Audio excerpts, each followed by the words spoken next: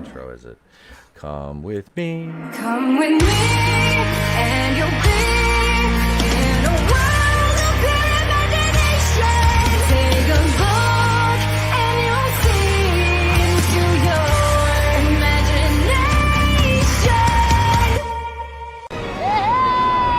We'll begin with a spin, traveling in the world of our creation. What we see will defy explanation. If you wanna view paradise, simply look around and view it. Anything you want to do it. Wanna change the world? There's nothing to it.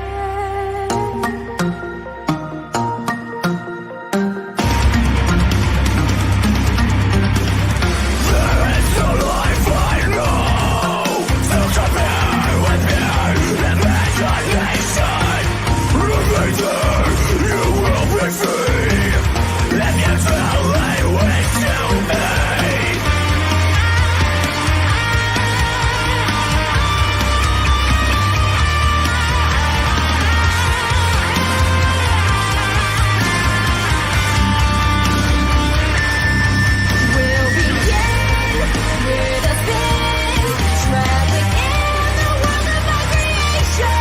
What we see will defy explanation.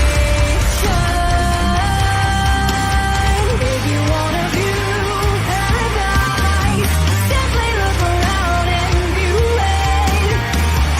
Anything you want to do it. Wanna change the world? The People's Champion, Itepwakuian. Watch out for the medallions. My diamonds are reckless. It feels like a midget is hanging from my necklace. We'll begin with a spin, traveling in the world of our creation. Ladies and gentlemen, welcome to World Class Wednesday. It is I, it is he, it is me, who? P-double-D-E Tepwakuian in the place to be reviews. Right here with all of yous, joined by an amazing panel, my wonderful co-host Tony Tone Deaf, coming off a long night of streaming last night. I went from about 6:30 until 3 in the morning last night. Yeah, I'm still here tonight, and we've got a great show planned for you guys. So let me kick it over to my co-host with the most. Ladies and gentlemen, Mr. Tony Tone Deaf. It's the owner of the worst channel on YouTube and commander to the legion of deaf heads, the world's wokest warrior, primitive-sided, toxic fanboy, aligned with the like-minded. Tony Tone Deaf rocking with you. I want to welcome one and all to the place to be reviews, coming to you live from Las Vegas. Now, of course, I haven't met anybody on the socially awkward. Just take the camera off of me. What's up, everybody? Thank you, Tony, man. Love you, bro. Draven is out there right now. He says, hail from Vegas. Yes, Superfan, you were in the chat all damn night last night on every single stream I was on. So thank you all. Let me kick it over to our first guest this evening. Ladies and gentlemen, he's a regular on the program. Needs no introduction, but I'll give him one anyway. From the World Class Bullshitters, Big Rig, Nick Utam. All right, glad to be here. You know that girl from in that video. She probably got plowed by all those guys. You know, I was kind of hoping to get in on the end of that train, honestly, just to hear her scream like that a couple times. She actually left the band. She got plowed too many times. That's why. I think she got boring. Lost her purpose. The vocal cords were off after. Never mind. I don't know what the fuck happened to her. Her throat got all fucked up, bud. Thanks for being here, Nick, man. Oh, it is great. And last but certainly not least, for right now, he is Mr. Kendo Slice. When I see that band, I think that's what the band would look like in that My Immortal fan fiction we wrote, or we read. We didn't write that. No, that was not us. No, we read that. But when I think about Ebony Darkness Raven Way, whatever the hell her name is, and her shitbag band made up of the people from Harry Potter. That's what I imagine they would look and not sound like, because they sound probably way better than that fake ass band. Oh shit! Thank you for being here, Kendo. Oh man, we are waiting on Jeff will pop in when he's available. Let me give a shout out to the chat here. Let's go way back, like 4 flats on a Cadillac. We had Red Gaze in the house. Mr. Red Gaze, hail to you. He's the assistant regional manager here. Of course, Keely Chow in the house. Angelus Draven, as we said. Superfan Adam Shawhan is here. Who else? I saw Parrot Head. I think I saw Parrot Head. The master of memes, Parrot Head. Tap and Die is in the house. He said, yippee-ki-yay, Mr. Falcon. Runner is here. Runner, we grant you a seat on this council, but we do not grant you the rank of Lord. Maybe Daddy. No. Oh, man. Nano Reaper in the house. Hail to you, sir. Pale Riders up in here. There's Parrot Head, the master of memes himself. I'm one of those lucky YouTubers that gets all these memes during the streams from Parrot Head, and we'll try to. I'm gonna Parrot Head. I made a bunch of those into the bumpers that I make. Where the fuck are my memes, Parrot Head? Like, what you the fuck? You gotta be a VIP member of the Parrot Head Meme Club on his on the Parrot Head Patreon meme experience. Don't make the cut. I'm telling you. So. But yeah, we've got some big stuff going on here, and we'll do holy shit news first, because I have a last minute addition to the outline that you guys weren't privy to. Let me see who else. Oh, Frank, I gotta say hi to Frank. Frank and the Shawhan Wiener Dog Clan. They say take our human. They're trying to give Superfan Adam Shawhan away. The Wiener Dogs, the Wiener Dogs have turned on Adam. Hello all and F you all. Hello Fun University. Only vampires are bequeathed the title of Lord. Keely says, how's Bree doing? Let me tell Draven's vampirism is being tested out in that Vegas sun right now. I promise you that. Oh, wait. Here he is, ladies and gentlemen. His ears must have been ringing. Here he is, ladies and gentlemen, of the World Class Bullshitters, Mr. Jeff Hicks. Hello, everybody. Hey, guys, what's up? Oh, great. This guy's here now. Jesus. Am I the only one who wants buffalo wings? Buffalo Jeff went wingy. What's up, guys? I got lost editing a video, so now I'm here. Sorry. It's all good, bro. Welcome. Thank you for joining us after an extremely long night of streaming last night. Dude, did you have fun on the High Council? I did. I was joking around beforehand. I'm like, I got batted around a little bit in the chat there during the early goings. I'm like, I don't think they took to me. That's okay. It was fine. I was like, I felt like a heel. It was fine. It was fun. Because I was just reading it and I'm like, wait a second. I'm like, heel. It's all good. I had a good time, man.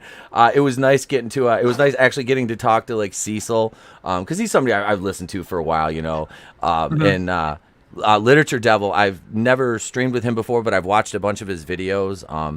You know, and it was fun. And it's always great to stream with Culture and Mary, and you know, that was the first time I ever streamed with Anna. So it was a lot of fun, man. Thanks for having me on. And I hope I didn't disappoint. You never do, man. Just relax. I tried to bring it. I was, man. I'm not gonna lie. I was a little bit nervous. It was like for me, it was like working like my first televised match. I was like, oh shit. I'm like, I'm gonna get eaten alive if I fuck up here. At least they're not super chatting you death threats yet. You know, I look forward to that. I do. It's like being a heel in wrestling. It's like they tell you you're not really over as a fucking heel until somebody threatens to stab you in the parking lot, which I had before. So it's like, okay. So it was like but I didn't get any death threats last night. I was like, you know, I got insulted a few times. I'm like, I can live with that. I'm like, few insults is all right. You just take it like a heel, you know. It's like, all right. You do the Roddy Piper, stab like 3 do the Roddy Piper, and just, you know, just turn around. It's all good. I was actually just watching the build up to it was who the hell was Piper? It was the Team Piper at the one WCW pay-per-view. You know what I mean? He was putting his team together. He had like War Games. Yeah, he had like Luther Reigns and like went before he was Horseshoe and all that shit. Yeah, but before I go down to wrestling, because I just started watching all the old Nitros and pay-per-views again in chronological order because I got the cock. The peacock, you guys ever that is. think you'd miss Luther Reigns because Roman Reigns is just that terrible? You know, it's like I would take Luther Reigns over Roman, I think. At least he had some kind of personality with the horseshoe gimmick. I mean, he might have been a doofus, but it was something. Roman is just the only thing Roman is good for is trolling the Indian folk in that wrestling group, that Nitro group or the Roman Reigns group on Facebook. Kendo is like fucking like Omega level troll in that fucking group. Yes, he is. Oh god, he's asked me to make him all kinds of pictures and things like that for it. He's asked me what all the words mean and everything. I'm just like, all right, dude, here's what you say. Mother chode. As a lifelong wrestling fan, and I do mean lifelong, I'm like, I've never been to any of the big ones, of WrestleMania, SummerSlam, Royal Rumble. Now they're having SummerSlam like right up the street from me a week from now, and I'm like, ooh, and then it shows Roman on the promotions for it, and I'm like, so I think I'm gonna miss that one. Dude, I was gonna go. Yeah. But Roman Reigns is the reason why I don't want to see Roman Reigns versus John Cena. Exactly. I love how John Cena's coming back because of what he said. Like he's like, he needs to build up his cred again, apparently. No, what it is that they have fed everybody to Roman Reigns, so they have no one left. And it's like, we're gonna have our first pay-per-view in over a year and a half with a live audience. We got to do something, like a full audience. We got to do something. I know. Let's give John Cena a big paycheck, and then he's gonna leave to go film another movie he's scheduled to do. So that's gonna give away the ending, and we all know he's not gonna win. Yeah, his fucking Kendo. Peacekeeper series. You ever notice all the criticism The Rock got online about what he was going to do if he was like a movie star and a wrestler? None of that shit really ever came true, but all of it's coming true for Roman Reigns and John Cena. Yes. Thanks, fans. Yeah. You're why we can't have nice things. God. I see Cena and Reigns as like Steve Austin pretending to be the corporate champion right before he hits Vince in the nuts, except they're not pretending. Like it's, yeah. Like, No, Cena Reigns is like watching the Dallas Cowboys play themselves in the Super Bowl. There's a minor segment of the population that is actually turgid in their pants for that encounter. The rest of us are like, God, this is the worst fucking possible thing. Oof. That's a fucking big oof. I mean, my God. Cena and Reigns. It's like literally. I would rather watch the Disco Inferno work Rick Fuller or Mike Enos and Wayne Bloom in a fucking triple threat match than watch that. I mean, or Jerry Flynn versus Goldberg 185 times in a row. You know. We can arrange that, so shut up. I mean, shit. I'll put Loudy over again like I did the night before his fucking wedding. I'll do the fucking the back bump for him again and fall on my container in my pocket and break it before I watch Cena and Reigns again. Yeah, I put Loudy over. What the hell? What was I? See, that's a fuck. Look at that. Pin me, pay me. That's a clubhouse boy. I didn't know right you were there. part of the job squad. I tell you what. Let Jennifer Thomas come out here. I'll job. Nick knows. That's gonna. I swear to God, that's gonna fucking happen. Hey, you arrange it, and I'll film the whole thing. And ladies and gentlemen, that sounds exactly like it's supposed to sound. So it is absolutely. We're still working on trying to get her to bring a friend. Who sells life? That's the minute that happens. That's going to be a wild chat. I will make time for that to happen. So this way I can be on it and just yeah. Did I send you the link to her the doll that Brandy sells of herself? She sells a life size completely accurate doll of herself.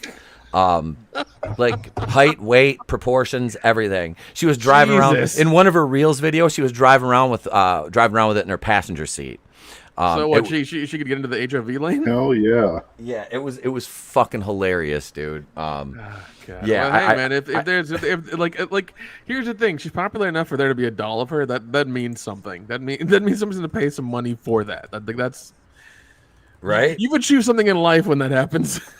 I'm telling you, man. It's like nobody's clamoring for a life-size doll of me. But I mean, hey, Not yet, at least. well, Yeah, you know, there's still time. let's be honest, if they do, they will be burning them in effigy, which is a hate crime. Ha! Take that, you bastards. Ladies and gentlemen, the Bob Sacamano OnlyFans is still live. Bob Sacamano's OnlyFans, and he shares it with Wilro Hood. We get Bob Sacamano and Wilro Hood on the OnlyFans together, featuring Big Meech. There you go. There you go. But so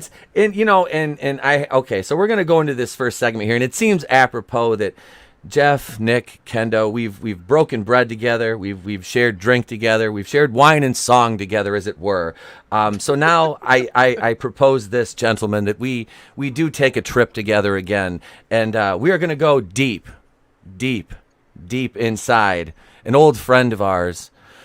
Ladies and gentlemen, we had to bring it back just for this because I just felt like it tonight. We're going to go inside Brie Larson. Ooh. Hi. Hello. I'm starting a YouTube channel.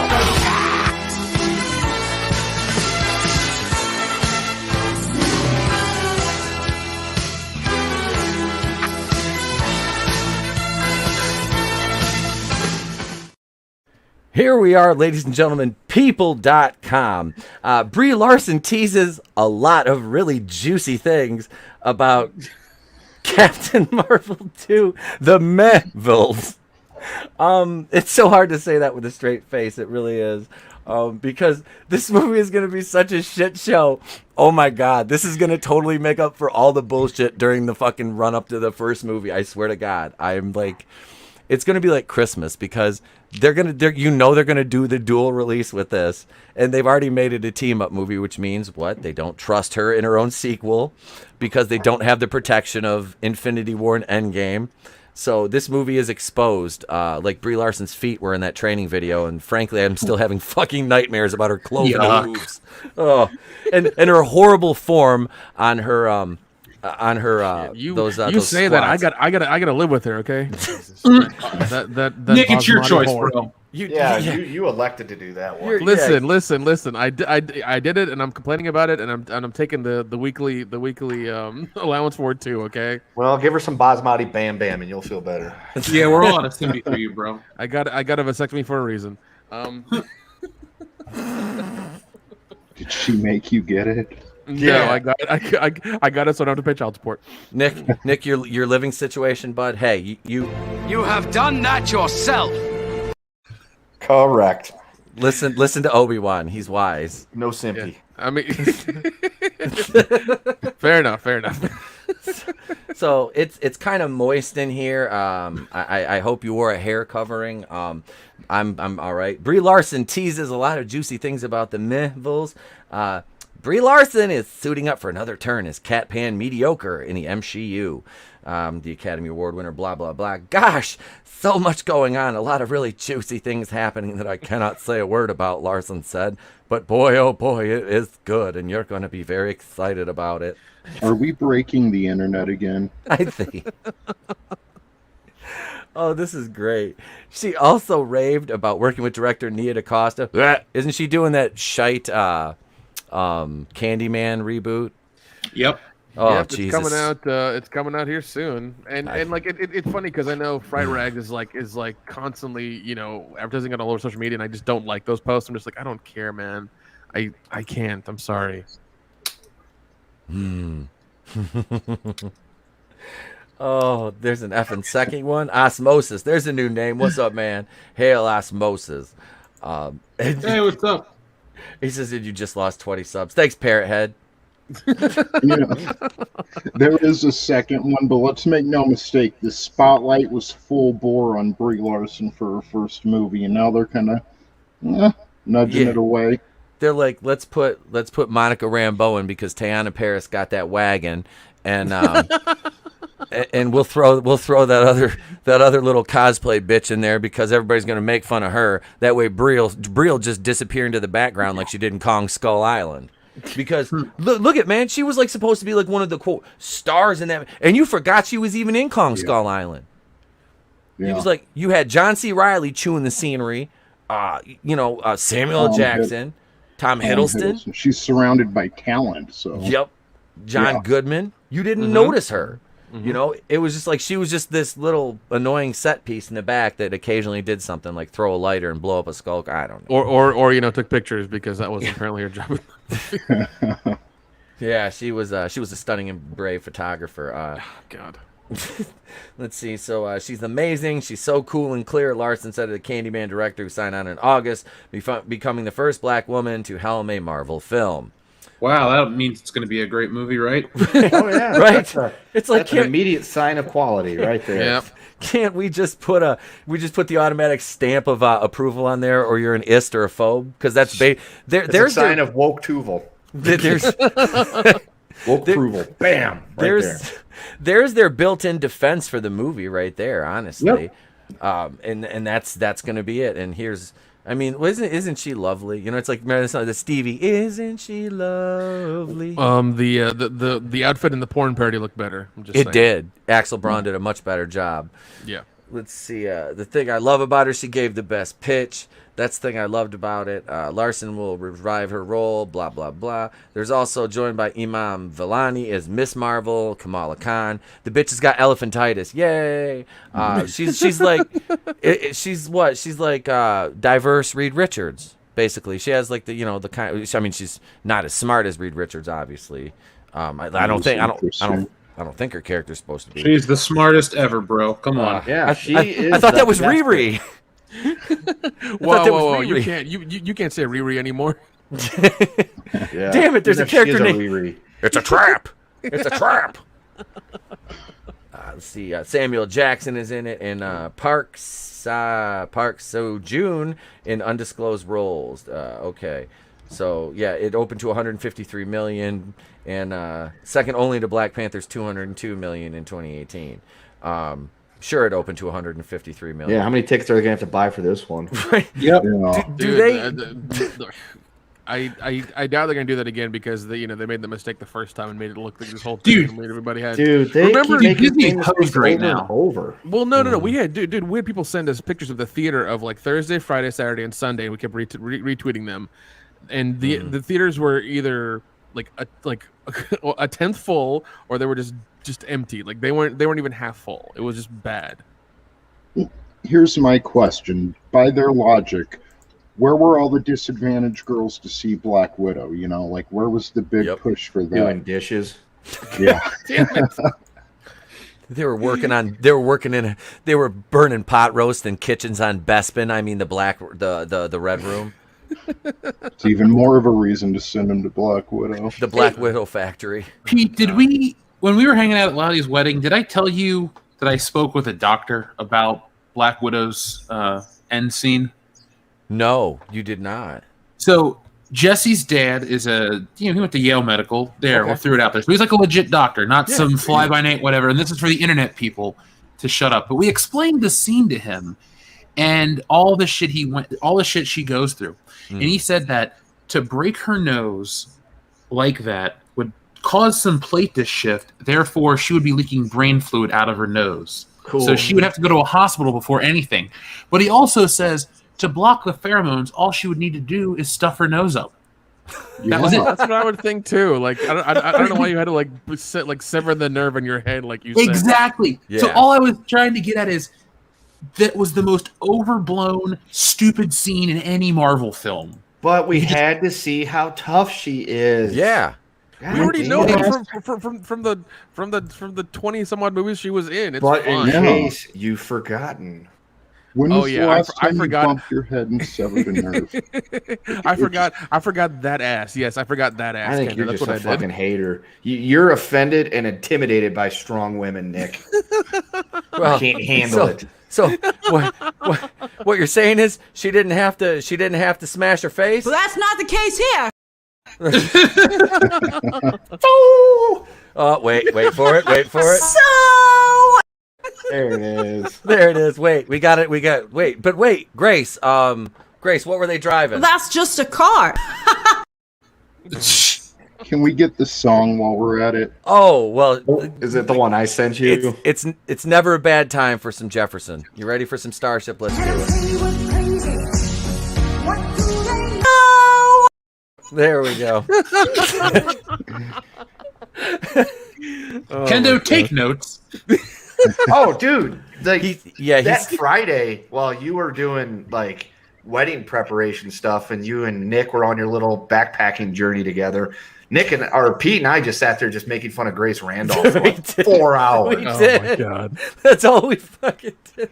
Listen, listen. We were crossing state borders to do important channel things. Okay. Yeah. Pete Pete and I spent the better part of the time making fun of Grace Randall, sending each other Grace Randall and also things, and doing funny Australian voices at each other. Well, and apparently you, Pete and Dion watched the Space Jam 2, and apparently I was there somehow. And I Dion swears that you were there for Space Jam 2, even though Nick wasn't there. I know, even though like I'm sitting there like swearing by us. I was like, man, I wish Pete was here so he could explain to Dion how dumb he is right now. I was like, okay, Nick wasn't there. He wasn't.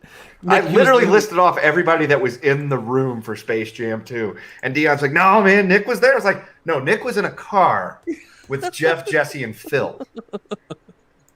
Yeah, I was like, he was. Yeah, just don't eat the whole bag. Oh God! Just don't eat the whole bag, bud. Just don't eat the whole bag. That's all I'm Dude, gonna say. days later, he was still feeling that shit. Oh my God, that was fucking hilarious because he just sat. You know what we should do? Oh God, we should totally just gaslight Dion about this, and just every time we bring up Space Jam 2, Nick be like, "Yeah, I know. Remember when I watched it with you guys?" Be like, "Yeah, I know. Nick was sitting right by me." Yep. Yeah, Nick was there. He was there the whole time. Oh my God, What the hell's wrong with you people? He was there. He was there. I was there. Where were you? Ryan Williams. Yeah, and he wasn't even getting shot at by snipers.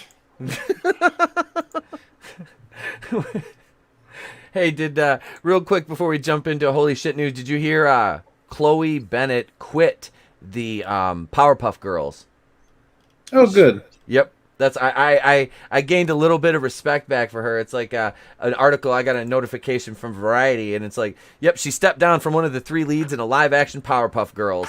She was going to play Blossom, and they scrapped the original pilot. Remember when all that stuff that leaked? You remember? Yeah, CW was like, Dude. oh shit. Yeah, because I think we read some of the script online, and I was just like, this is fucking terrible. You know what they should do?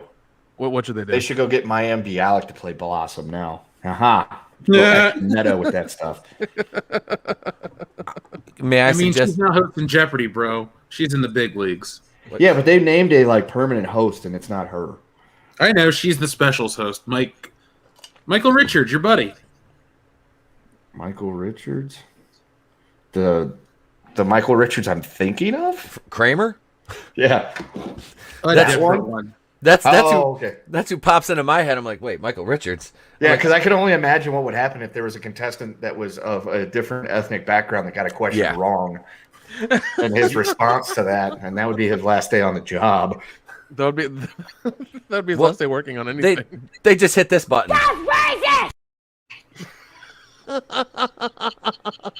They just hit that button, and that little kid will tell you. He'll tell you.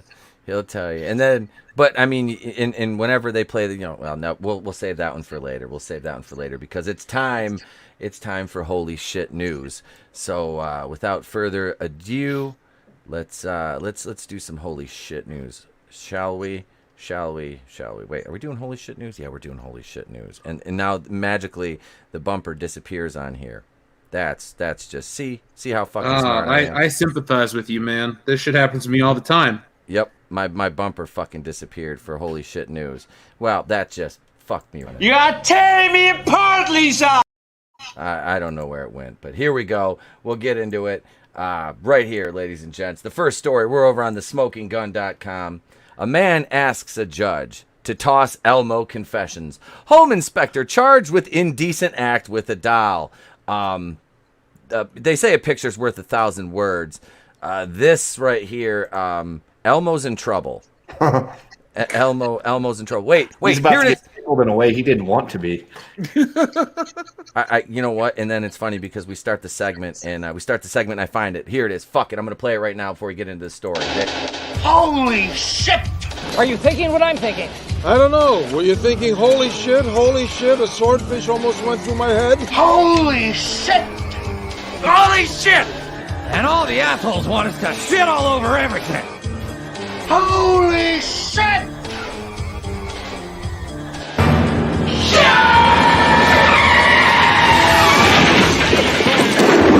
Where's the Tylenol?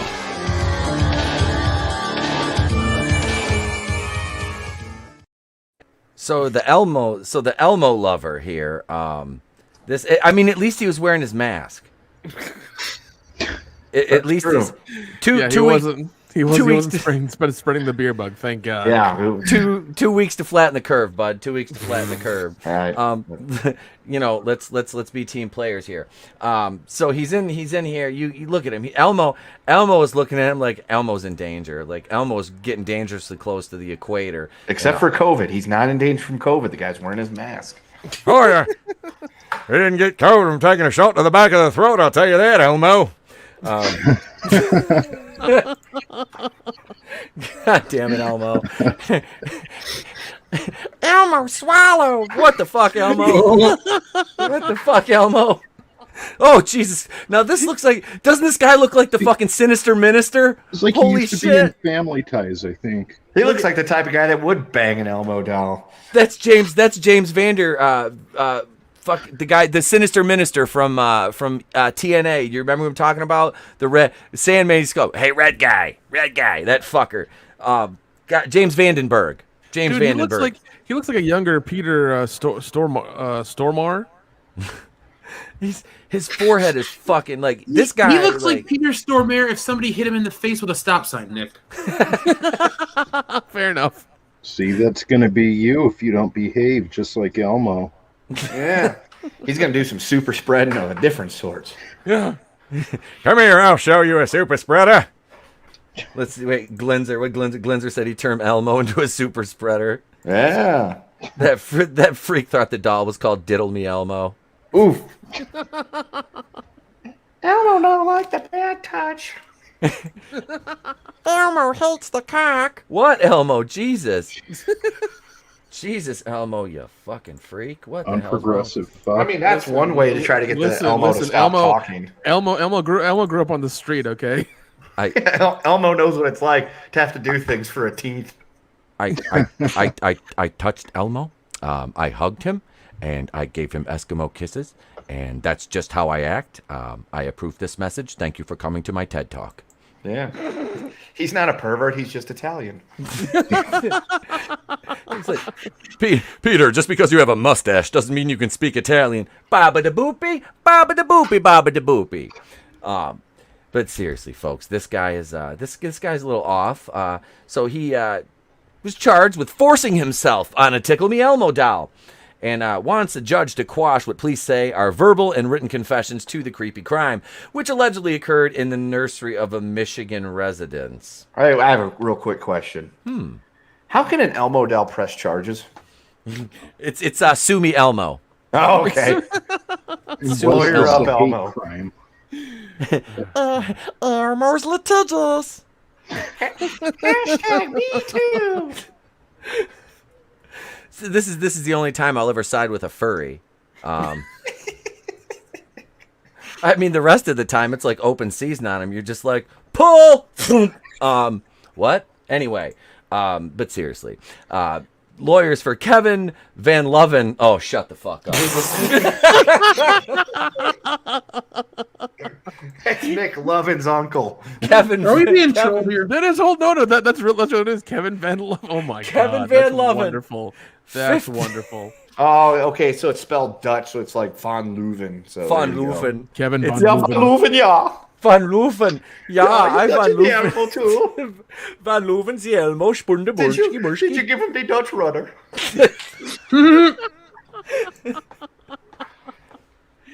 Oh my God. Who knew that Sesame Street could have this type of effect? Yeah. Keely Chow. I'm sorry that happened in Michigan. Oh, I just want. It's Detroit. Well, ladies and gentlemen, That explains it. Yep. This man was obviously on crack. He was pretending to be a home inspector, and he was like just in there. He's like, "Did I miss the 5 o'clock free crack giveaway, Elmo?" Elmo's like, "No, baby, come on in." And then Elmo set him up on hidden nanny cam. Why don't you come in? Why don't you have a seat? Why don't you sit down? Why don't you tell me what's in the bag? Why do you have duct tape and vodka for Elmo? 59. This man is 59 years old, and he's fucking an Elmo while he's working as a home inspector. You really need to reevaluate your life choices at this point, Kevin Van Loven. Yeah, I mean, if the mood has struck you and you just have to get one out right then and there, excuse yourself to the bathroom.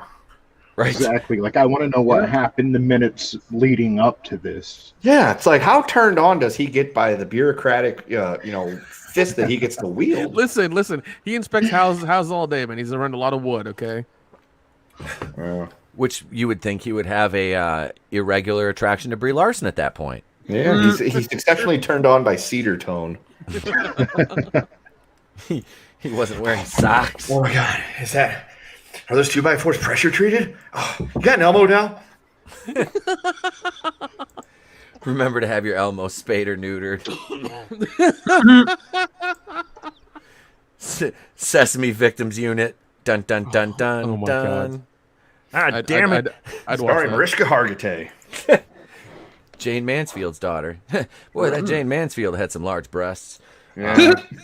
She just couldn't get ahead. Oh, so cops were summoned to a suburban Detroit home in March. Prosecutors have opposed to the defense motion, which contends that Van Leuven was improperly questioned while in police custody. A hearing on the suppression motion is scheduled for August 17th. Boy, I would like to be in person for that one. According to court filings, Van Leuven was inspecting the Oxford Township home on behalf of the potential purchaser. The homeowners had let Van Leuven, another inspector, the buyers, and a real estate agent on the property March 12th. While the inspection was proceeding, the owners and their two small boys left the three-bedroom house and went to a family member's residence. After 2 hours had passed, homeowner Jada Dodson remotely accessed her home security cameras to check on the progress of the inspection. It was then that a nanny cam showed Van Leuven removing a Tickle Me Elmo doll that had been among stuffed animals stored in a small teepee tent in the bedroom of Dodson's 2-year-old son. Van Leuven allegedly unzipped his pants and began masturbating in our son's closet with his Tickle Me Elmo, Dodson testified at a recent court hearing. Holy shit. It took him 2 hours to build up the nerve to do this. That means he was deliberating on this whole thing. Wow. Yeah, because I don't know how long a home inspection takes, but I know it's not two fucking hours. Wow. Maybe they're really thorough. Yeah, clearly. I got to check these closets. You got an Elmo doll? Officer Cookie Monster responded. Yeah. Hey, Elmo, would you like to be the inspector's special assistant today? The only thing he was inspecting was Elmo's anus. It's not pronounced Van Leuven. Nano Reaper just says, what the actual fuck? Oh, boy. Yeah, we lost Tony. He'll bounce back on in a second. All right. Dodson called 911 and met the local police at her residence. The responding officer, Deputy Patrick Jens, recalled the 911 caller, believed that a home inspector was pleasing himself with a doll, I believe, according to the court transcript. After being shown the home surveillance video, Jens questioned Van Leuven, that's how I'm going to refer to him, who reportedly admitted to placing his penis in Elmo's mouth. Oh, he got a gummy from an Elmo. he liked the dead eyes of Elmo looking up at him. That's what he really loved. It was like getting head from Kristen Stewart. Oh, Robert Pattinson, you crazy motherfucker. Oh my God, he apologized and said he was ashamed. He wouldn't have been ashamed if he wouldn't have got caught. I bet you somebody should check this motherfucker's hard drive and electronic devices. Yeah, is all I'm fucking saying. Because I'm betting that this is not a one-off incident. That guy's house needs to be tossed. I guarantee you they've got a search warrant for his motherfucking residence already. Yeah. Van Leuven has been charged with aggravated indecent exposure and malicious destruction of personal property, both of which are misdemeanors. He spent more than 5 weeks in the jail before posting bond.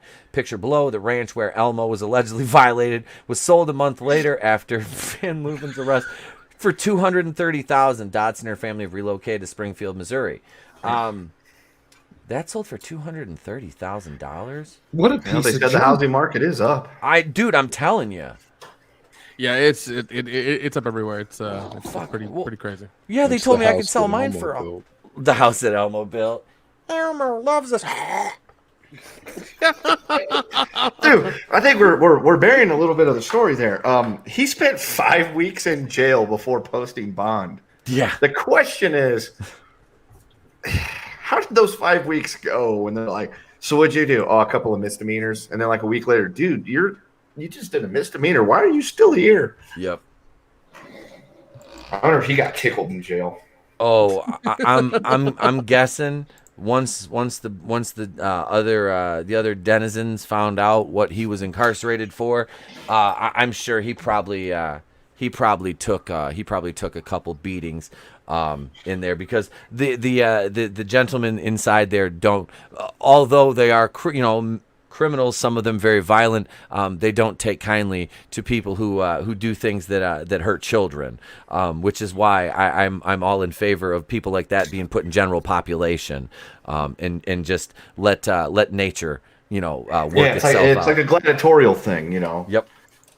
So I'm okay did with she that. keep the Elmo? Yeah, here, take this with you. Elmo's in an evidence bag right now in Yeah. some jail. Fermenting. Who's Fermenting. who's watching Elmo? Top men.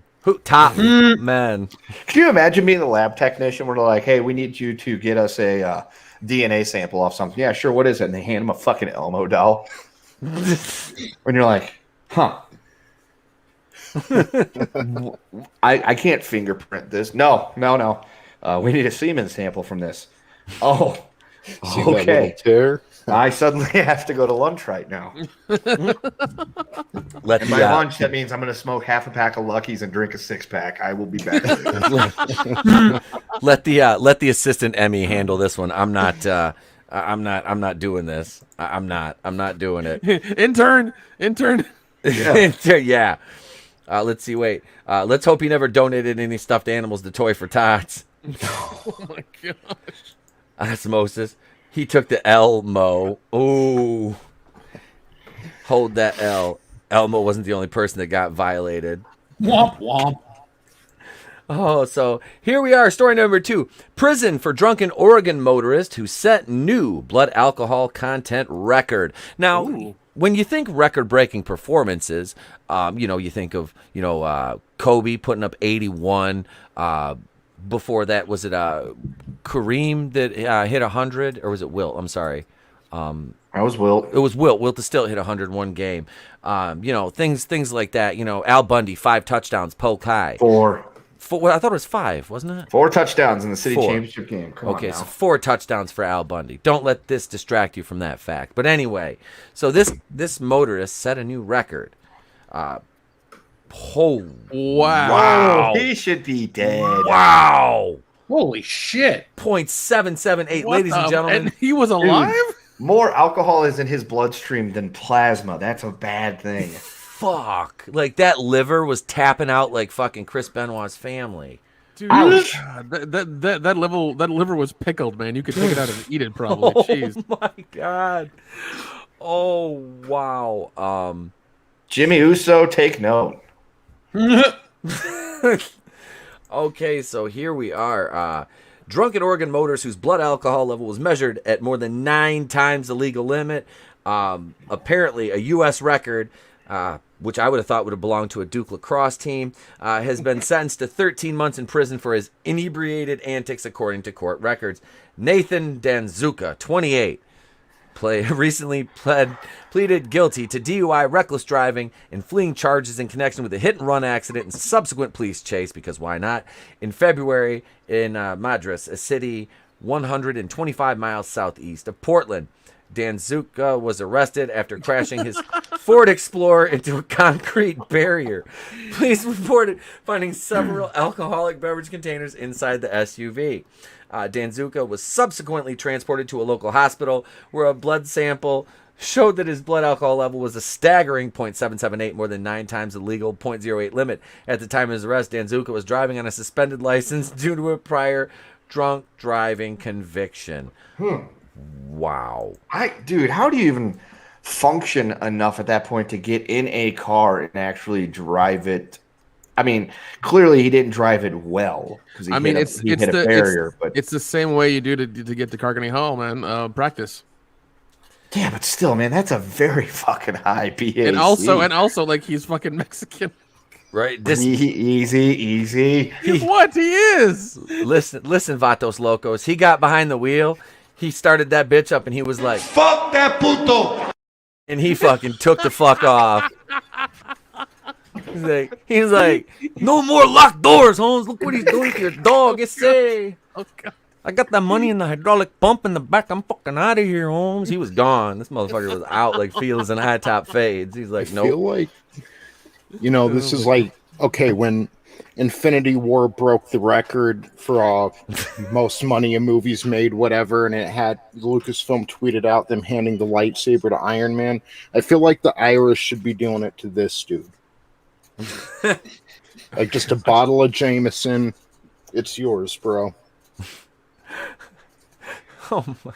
I'm going to see how many drinks it would take to get to that point. Just a second. Yeah, please calculate that, Kendo. So he was arrested for crashing into a concrete barrier. He had, I got to go back and give Parrot Head some more credit for this. He had blood in his alcohol stream. Yeah, he really fucking did. That was, wow. Holy shit. This is just insanity. And oddly enough, he kind of remotely looks like my sister's ex-husband. Pictured above in a Department of Corrections photo, Dan Zuka, that would be her ex-husband, is locked up in Oregon State Penitentiary, a maximum security institution in Salem. Previously, the highest blood alcohol report were the .72 recorded by an Oregon woman. Look at that little equality there in 2007, and .708 recorded by a South Dakota woman into the ladies leading the clubhouse. Look at that. I also love that this happens in like the most boring states in the U.S. Fucking There's Oregon. nothing to do except drink and drive, apparently. Look at even Opie doesn't know. He's like, what the fuck is wrong with this guy? He goes, Okay. what the fuck did I do to Solo? So here's what I've got. I got a table here from the University of Notre Dame. All right. According to the Domers, if you have 10 drinks in 1 hour and you weigh, let's say, 140 pounds, that's what this guy probably weighs. He's only shooting a .28 at that point. Jeez. Wow. So he had to have done like a case race and finished that bitch in a half an hour. And then here's another thing. The blood alcohol level also happens to be the level of surgical anesthesia. And that's .35. You may stop breathing at this point.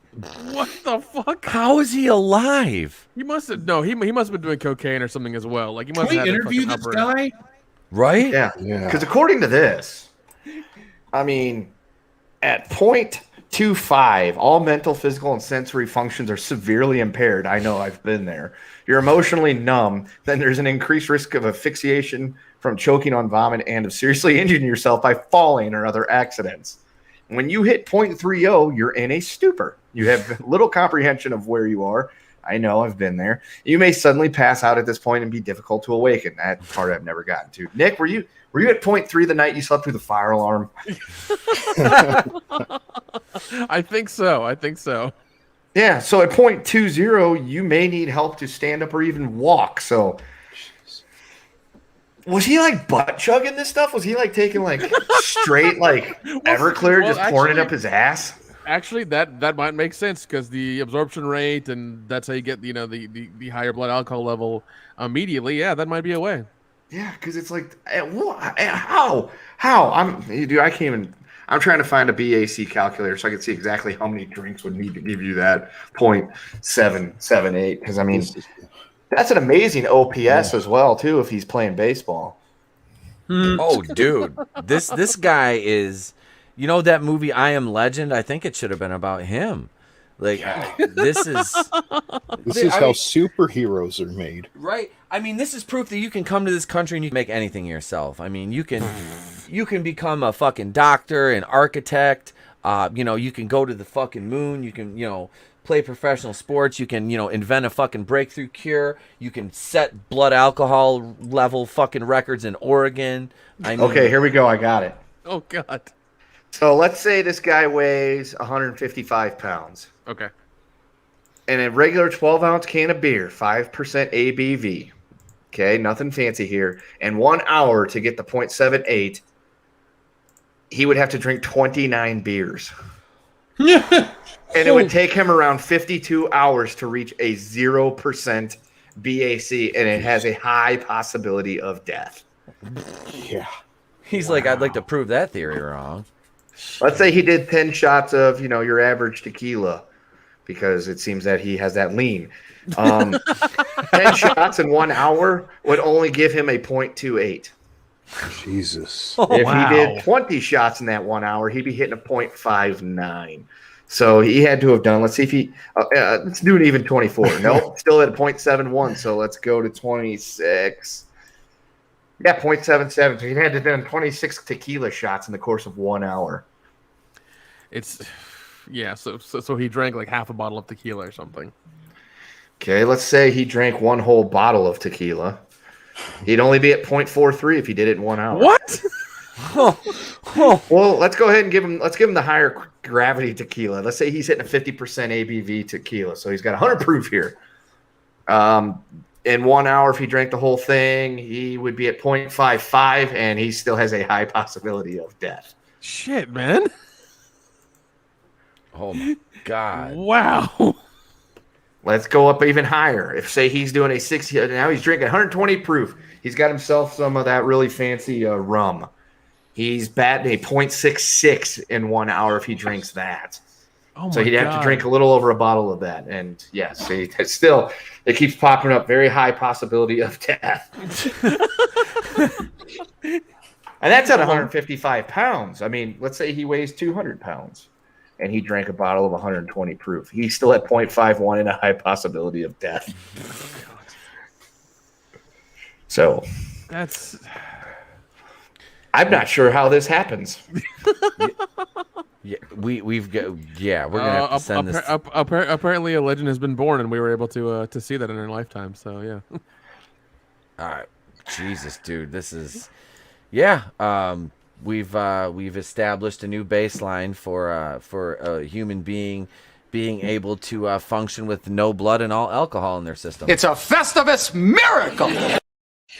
Hey, there's Michael Richards. There he is. I had to have one. I gotta have one Kramer on here. One Kramer. But seriously, like can you see the cops? Like this guy had to pass out at some point. And I'm imagining they had to like wake him up, kind of shake him a little bit. It probably looked like this. Calm down. Now get back to your seat. I'll take care of this. Calm down. Calm down. Get a hold of yourself. Doctor, you're wanted on the phone. Just lining up, taking turns. It's like, let's see which one can make him flinch. Like he hasn't moved. Should we do CPR and not just keep slapping him around? I still don't think old Nate's gonna get up from that if he's batting a .778. I mean, I know. How is he alive? What was? Wait, hold on. How long did you say it would take to get through a system? You said 58 hours. 58 hours to get back to a zero, like a complete. You have no blood or alcohol in your blood anymore. It would take him 58 hours. Jeez. Yeah. 2.5 days. Yeah, that's only gonna be in the drunk tank for. So. Yeah. I mean, did I wonder what Andre the Giant's blood alcohol level was when he drank? Like, was it like 100 beers or something, and like 6 bottles Well, let's of wine? find out. Yeah, let's look that up while we're on the topic of blood alcohol levels, because I wondered How much did he weigh? Andre, he was like legit. Was he legit 500? Okay, let's say Andre the Giant weighs 500 pounds. Yeah, that seems right. I mean, honestly, he was huge, like thick as fuck for his height too. Because a lot of times you see those dudes. Pounds. Now, how long was he supposedly drinking during that binge? I don't know. How long was it? Does anybody know? Was it like They said 6-7 hours, 6 hours, something like that. when he died, he was 555 pounds. Okay, so how many beers did he drink? I want to say it was 100. That's what I had heard. Yeah, it was. Okay. I thought it was around 100. All right, how many bottles of wine? I believe 6. A case, right? Was it case of wine? So that would be what? Is that 12 bottles in a case? Yeah, that's 12. That's 12. So 12 bottles.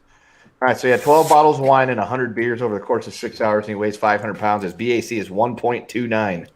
What? It'll take around 86 hours to reach zero, and a very high possibility of death. 1.29. God damn. And that's at a 12%, 750 milliliter bottle of wine. I don't know what they come in, and a 5% 12-ounce can of beer. They said he'd be passed out in the hallway, and there was just nothing anyone could do about it. He was so big. Yeah. Let's say if he did it over the course of 12 hours. He's still batting 1.2 and is probably going to die. Jeez. Oof. And that's even at 500 pounds. Let's check 500-pound female, her 500-pound life. What's eating Gilbert Grape? 1.34. 90 hours to reach 0%. High possibility of death. Now, does the clock stop if you die? Or like, does like your body stop metabolize, or they can't metabolize alcohol, but does it like stop processing it, or does it just say fuck it? I think at some point your kidneys are like, yeah, we're done. Game over. They're punching the clock, smoking a cigarette, walking out with their lunch pails, going, "Well, it was a good run." Like those old timey factory workers. It's all the fucking overalls and everything, all covered in soot from the day at the factory. I would have to think at a certain point, your liver would just explode. You just say, "Fuck this." It's like that dude's head in scanners. Just That's what I picture. Is that whenever anything explodes, it's like always the guy's head in scanners. And was it Michael Ironside just sitting there like shaking? Yep. Hail Michael Ironside. Dude, I was just watching Total Recall the other night. Him sitting there going toe to toe with Arnold, getting pitched off the fucking elevator. Yeah. Welcome to the party, Richter. Good times. That fucking movie's great. It is. It really is, man. It's camp, but it's so fucking fun. The only I love and I want to get a Blu-ray copy of it is The Running Man. I fucking love that movie. And that's got because it's got what's his name from Richard Dawson. Richard Dawson. Yeah, I'm gonna shove my tongue down every female guest on fucking Family Feud's throat. He should have ran for governor of New York. Hey, wait a second. Speaking of the governor of New York, we have a statement from somebody who kind of he's speaking for Cuomo, and he says, "I'm not perverted. I'm just Italian." Yep. Oh yeah, Caligula. There you go. Caligula. He would know. He What a knows. great movie. He knows. Here we are, our third and final holy shit news topic of the evening, ladies and gents.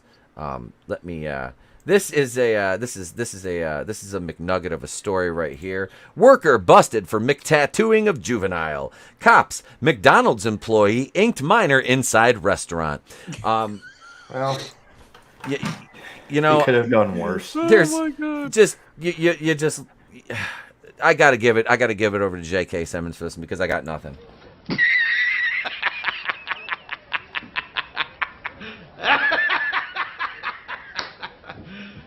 You serious? Yes, we're deadly serious, J.K. We're deadly serious. So let's get into this story. Let me get this stupid ad off here. August 10th, an employee who turned a McDonald's into a makeshift tattoo parlor is behind bars. Charged with inking a juvenile inside of the South Carolina eatery, late Friday evening, police report. Investigators today arrested Brandon DeMarcus Prescia, 28, on a pair of criminal charges in connection with the August 6th tattooing at a McDonald's in Lawrence, a city about 70 miles away from Columbia. Prescia, pictured above, is being held in county jail on $25,000 bond. He has been charged with tattooing a minor and tattooing without a license. Police learned of the tattooing after witnesses posted videos showing Prescia wearing gloves and seated at a table in the McDonald's dining room. But did he have his mask on? What the McFuck? Working on his underage client. Police have not revealed the age of the juvenile whose arm was tattooed by Prescia. According to the McDonald's website, the restaurant in Lawrence is open 24 hours. He pled guilty in December to a felony assault and battery, for which he was sentenced to 3 years in prison. However, a judge suspended the sentence and placed Pressure on probation for 2 years. Pressure, who spent 53 days in custody before copping his plea, was originally charged with assault and attempted murder, according to court records. His arrest today will likely prompt prosecutors to file a probation violation charge with regard to the 2020 assault conviction. So what a winner. Yeah. So he was tattooing somebody in a 24-hour McDonald's in South Carolina. I want to know what time this happened, because they say nothing good happens in a Waffle House after midnight. I just have to sit back and just be like, well.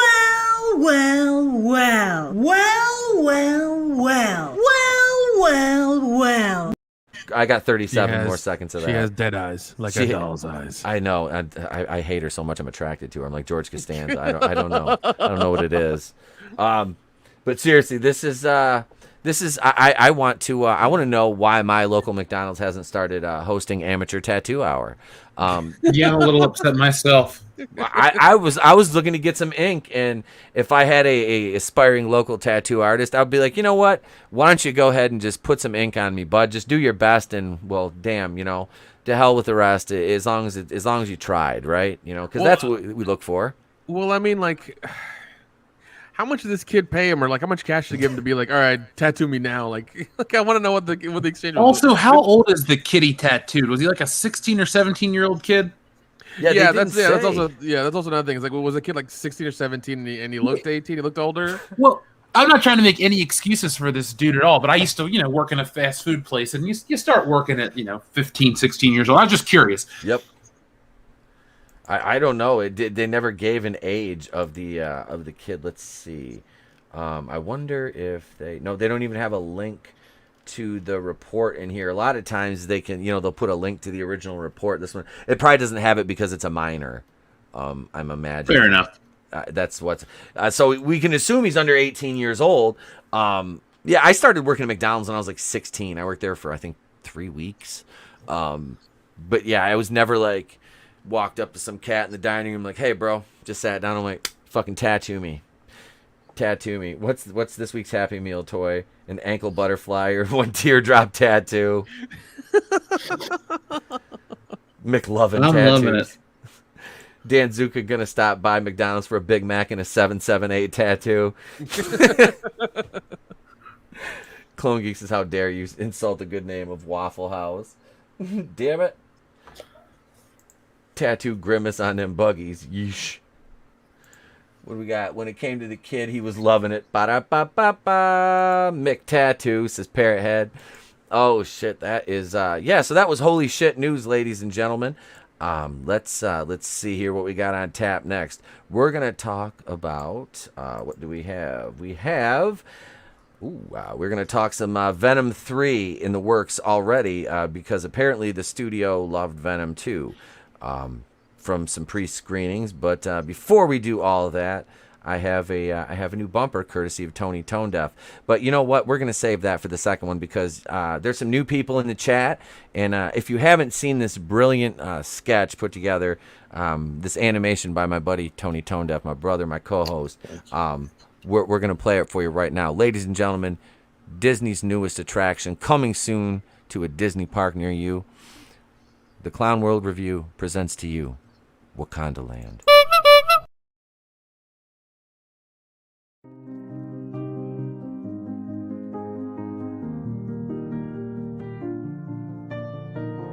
Do you ever look around at your continent and feel a little down? Ashamed of where you come from? Do you ever see your parents offered up to a Libyan warlord from your cage and silently wish to yourself, reality can be whatever I want? My friends, are you simply hungry? Hi, I'm trans non-binary Disney CEO Bob Chapek, and I'm inviting you to experience the other side of reality. Relax, recuperate, and reinvent yourself at our newest and most diverse Walt Disney World Resort. When real life doesn't quite cut it, come experience our version of Africa. Introducing Wakanda Land.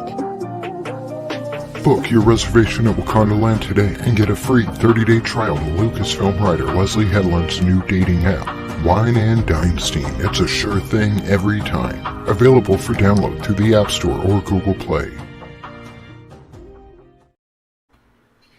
Get your tickets now, ladies and gentlemen. Get your tickets. I'm already in line. Just like I got them booked already. I don't even know what you're talking about. It's World Class Bullshitters live from Wakanda Land. We're out in front of Planned Parenthood here. There's a large crowd gathering. I don't know why. They don't like Dion in the turkey suit. I don't know what's going on. Oh, here comes a horse. Dion just ran. Shit. We've lost Dion. Actually, would there? No, they don't. I don't know. Did they have horses when Wakanda? Was it just rhinos? I don't know. I didn't automated horses. I only saw rhinos. So. Oh, the rhinos still get me, and I love that movie. I really do. But those fucking rhinos kill me every time. It's like when it gets to the third act, I'm like, and now it's time to go take a pee break. I don't need to see the PlayStation 2 quality fight sequence between Killmonger and it's like this movie is nominated for 3,475 Oscar awards, and that's the best they could do in the third act with that fight scene. Like, come on, dude, you need to do better. You need to do better, Ryan Coogler. Way to go, Kevin Feige. You need to do better. I'll give him the Falcon pep talk. Right? Doesn't that usually work? I think that fires people up, right? Just admonishing them for no reason. Oh, of course. Yes, just talking down to people for no reason. I don't know. But speaking of talking down to people, normally I hate IndieWire and Zach Sharf.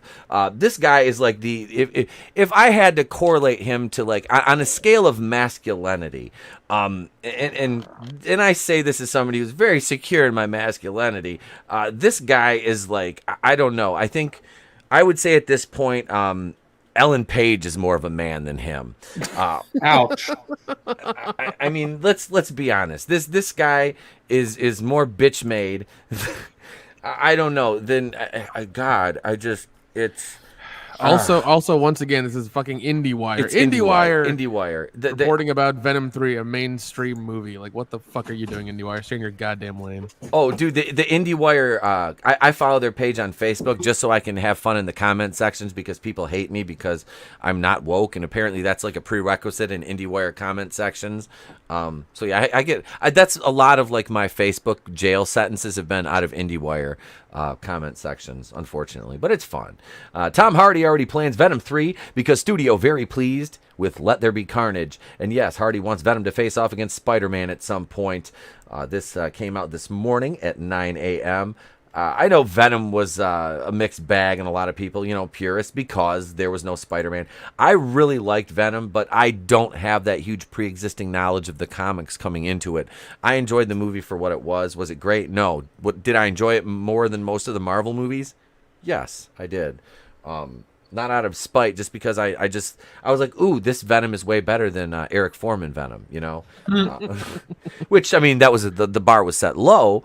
But, I mean, it wasn't a bad movie. It really wasn't. The choice of villain, the main villain, Riot, which he did, like I said, I had to look all this up because he did exist in the comics.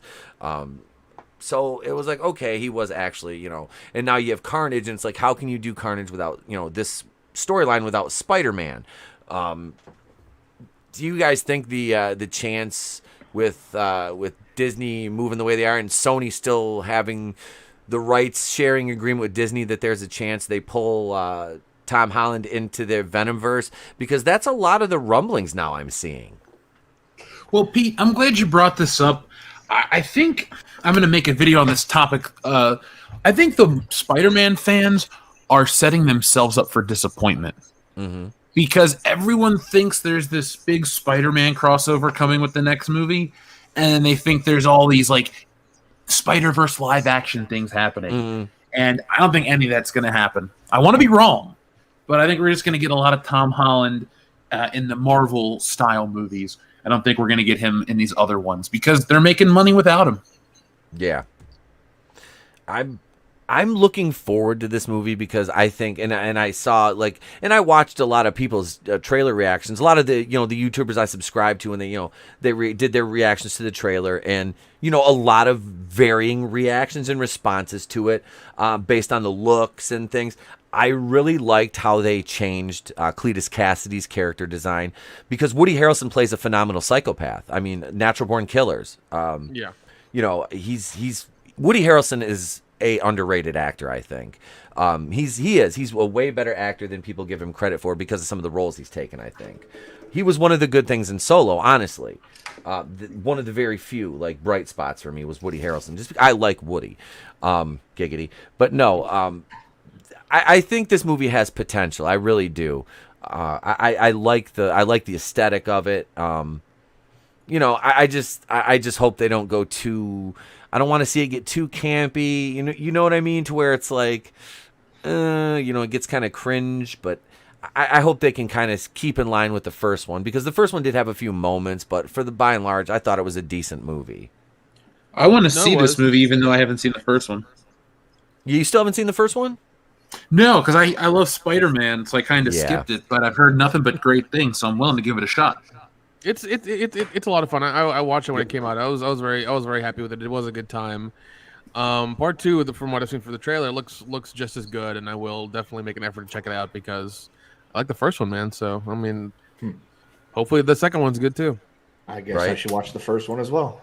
It is, man. It's good, and not that it means anything, but it gets Mini Etep's seal of approval. He's actually that's who he's going to be for Halloween this year is Venom. Did you see loves that Hasbro finally put out a Venom figure based on that movie? No, I need to get that for him though. I figured if your kid's into it, it's only a $20 Legends figure, but be on the lookout for it, man. Dude, you can pick it up anywhere. You should totally swerve your kid, and he's like, "I want to go out for Halloween as Venom." Just get him a Tom Hardy costume instead. Get him Bane. I'll get him a Tom Hardy costume from The Revenant. You're just gonna dress him up as a bear? Yep. Yep. I'll just be, what are you doing? Well, he come out yesterday. He come out of his bedroom. He's got a bumblebee costume. He come out dressed like a bumblebee, and then he went and he put on his freaking Batman outfit. And I'm like, you are gonna sweat to death, bro. I'm like, take that off because it's like the padded one with the muscles and everything. Yeah, and he's been practicing saying the name of your channel. So if he makes me and the wife, I told him, I said if he comes on, he has to do the Jeff song. He's got to say, "Welcome to World Class Bullshitters, the epitome of pop culture." And he was practicing it in the kitchen tonight. It was freaking hilarious. Yeah. Next time he's wearing his Bumblebee costume, just play "No Rain" by Blind Melon and see if he gets it. Oh, yeah. I every time that song comes on the radio, I change it. He knows I hate that damn song. I do too. Oh yeah. That song came out when I was in middle school, and it was I just hated it. Ugh. But let's see, Tom Hardy is returning to the Venom franchise next month in the Andy Serkis directed Venom Let There Be Carnage. And that's another thing. Andy Serkis is, I like Andy Serkis's vision for these kind of things, man. He's such a good mind in Hollywood. You know what I mean? Like, I do. I like Andy Serkis a lot. He's a great mocap actor, too. He did, Caesar in Planet of the Apes, Gollum. The dude is talented. And he was... oh, go ahead. I just was pissed that they killed him off in Black Panther.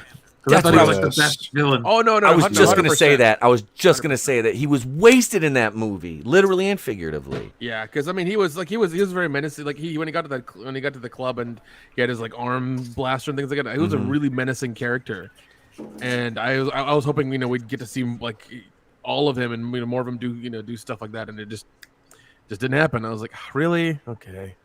Yep.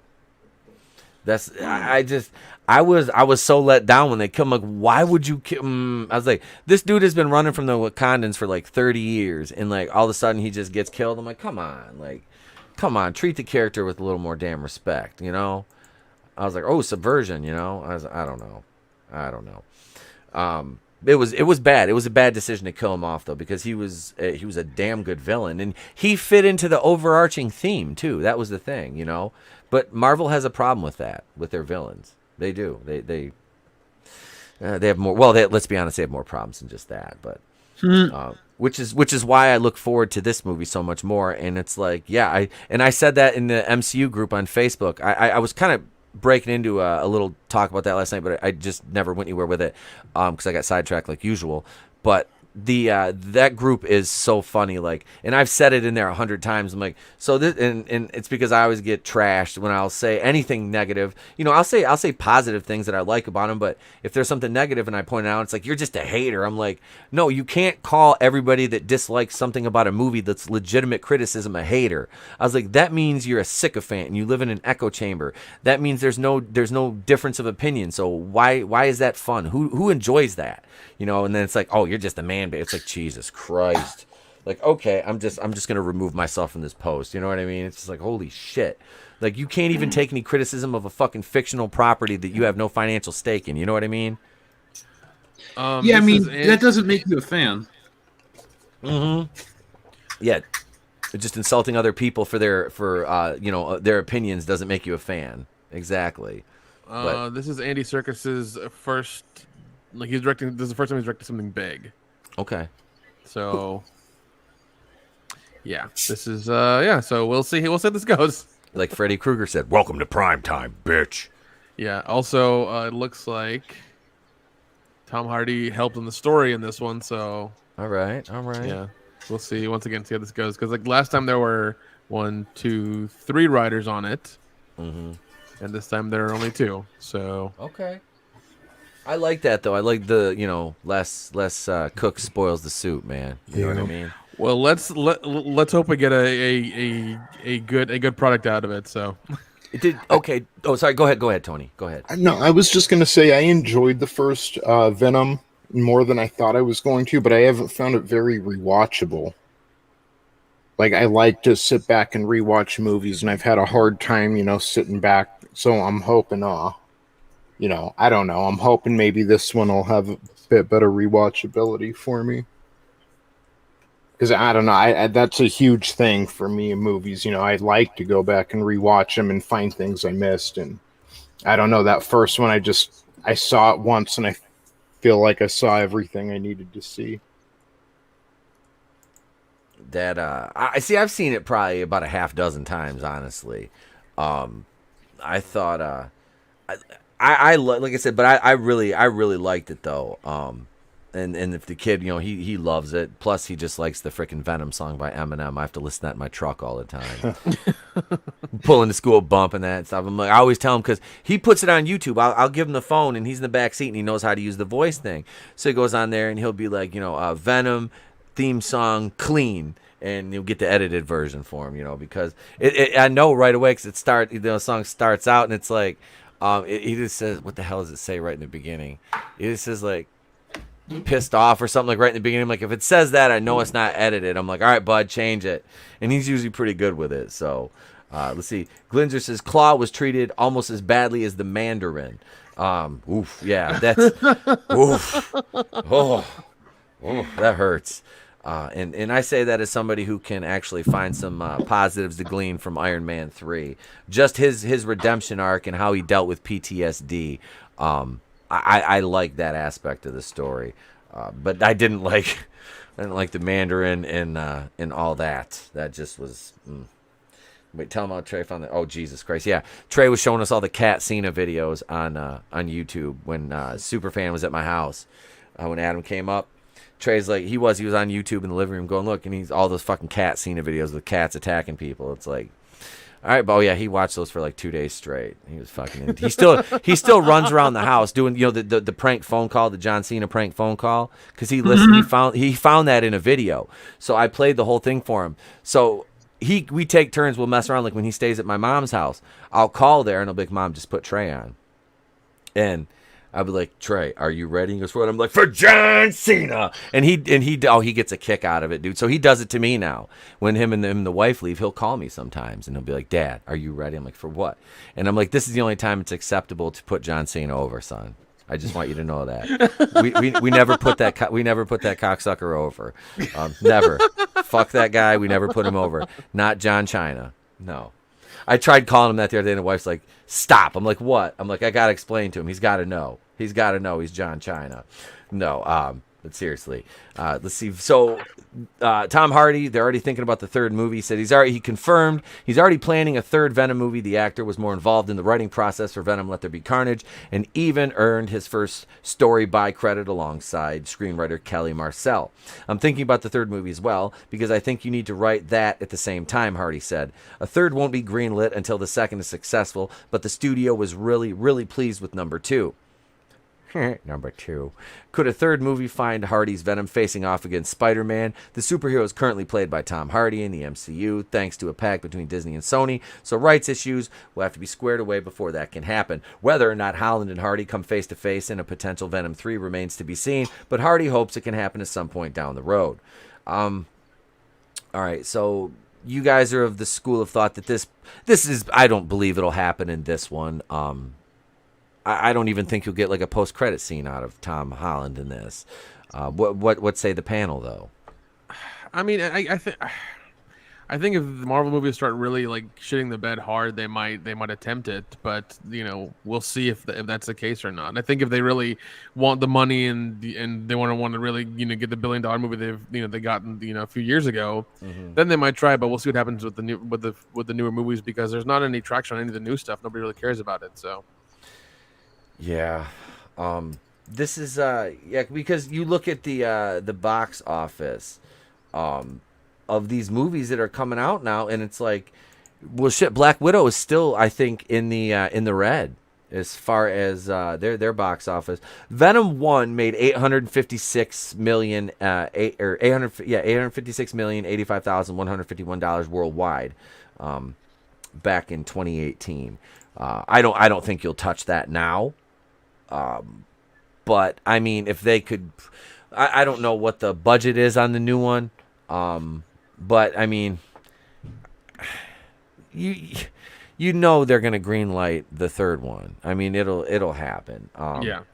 It will. I mean, but that's just my opinion. I mean, I'm not trying to go like I hang on a second because I know somebody that knows somebody that knows somebody about it. And wait, here he is right here. Hang on a second. Hang on. Here he is.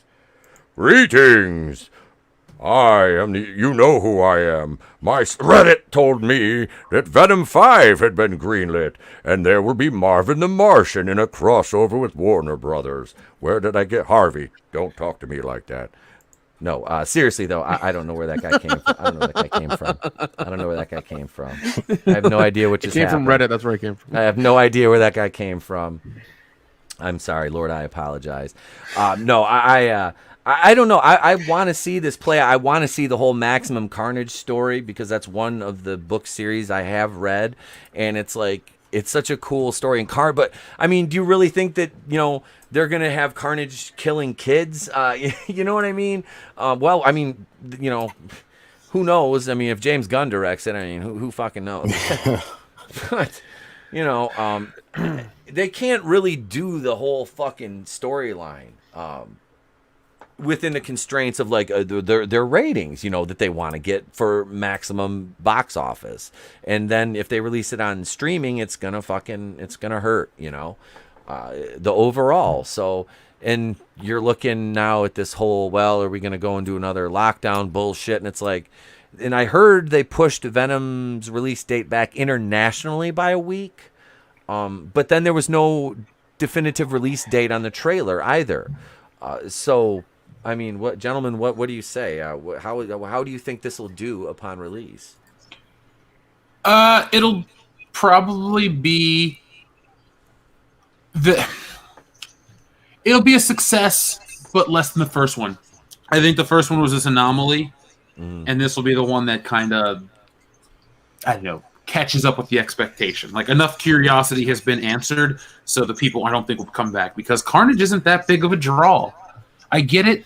Marvel, aka Sony and Avi Arad, want to keep doing the 3 to 5 things that sold a bunch of action figures in the 90s, but you got to be able to tell a sustaining story. A sustainable story.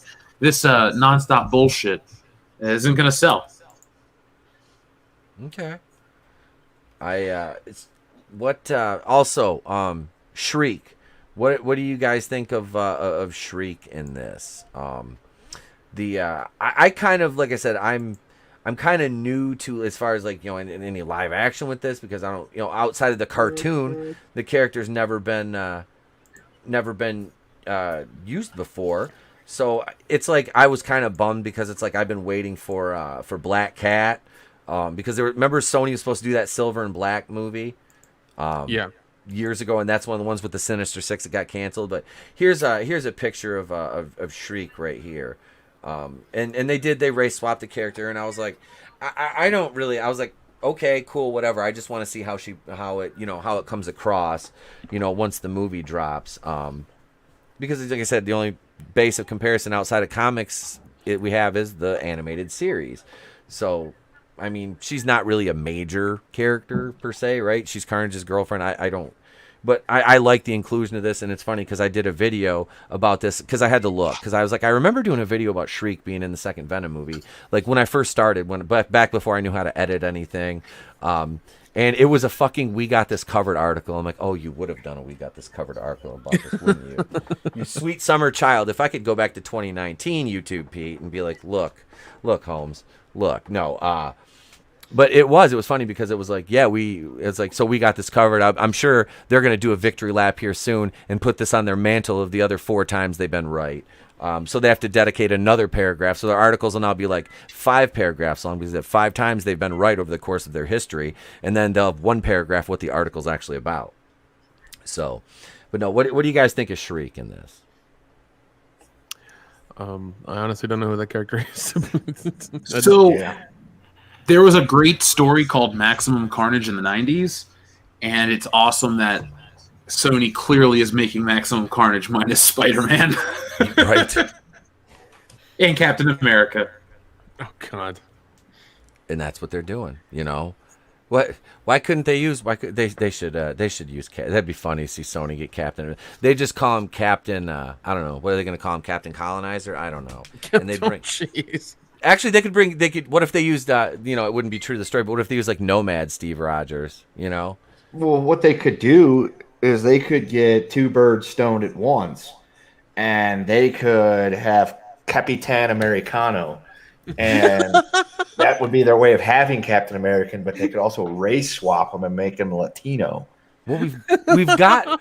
Remember, this has been the summer of Captain America. We have all the all the various Captain Americas we could choose from. If they ever come up with a comic book called Capitan Americano, I'd fucking buy it. That sounds hilarious. That does sound good, actually. That's a fucking. I think that's a.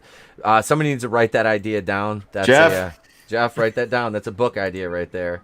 What was it? Yeah, Capitan Americano. All right. He's the Latino Captain America. I think we're gonna make bank on that one. I got a design already. Yes, and see, the thing is, his day job, so like to keep his identity secret, is he is a barista. So there you go.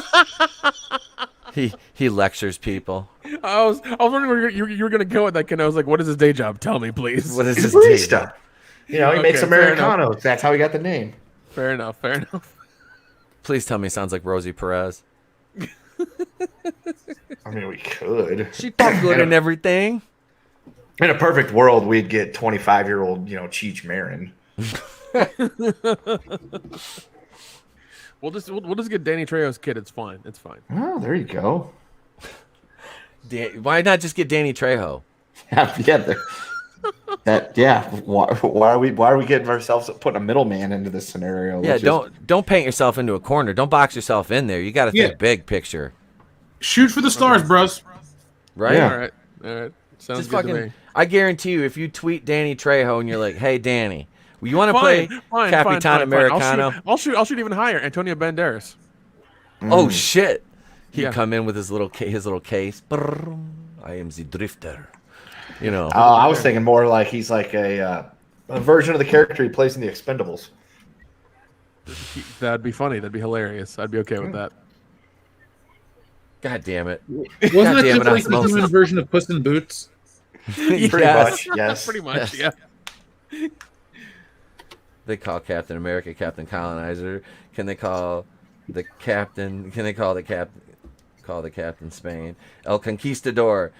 his day job drives a food truck to all the construction sites.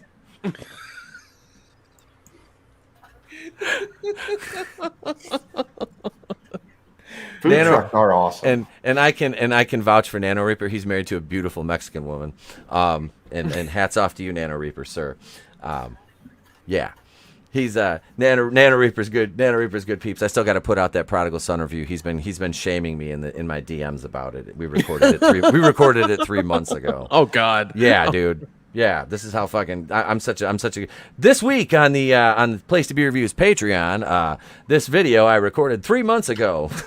Boy, am I a fucking idiot. No, so the Venom 3 thing, I mean, we know this is the usual media blitz, song and dance during the lead up to a movie release. You know, you're gonna build hype around this and in the future moving forward. But I mean, I want to see it move forward. I do. Would it be cool to see a Spider-Man cameo?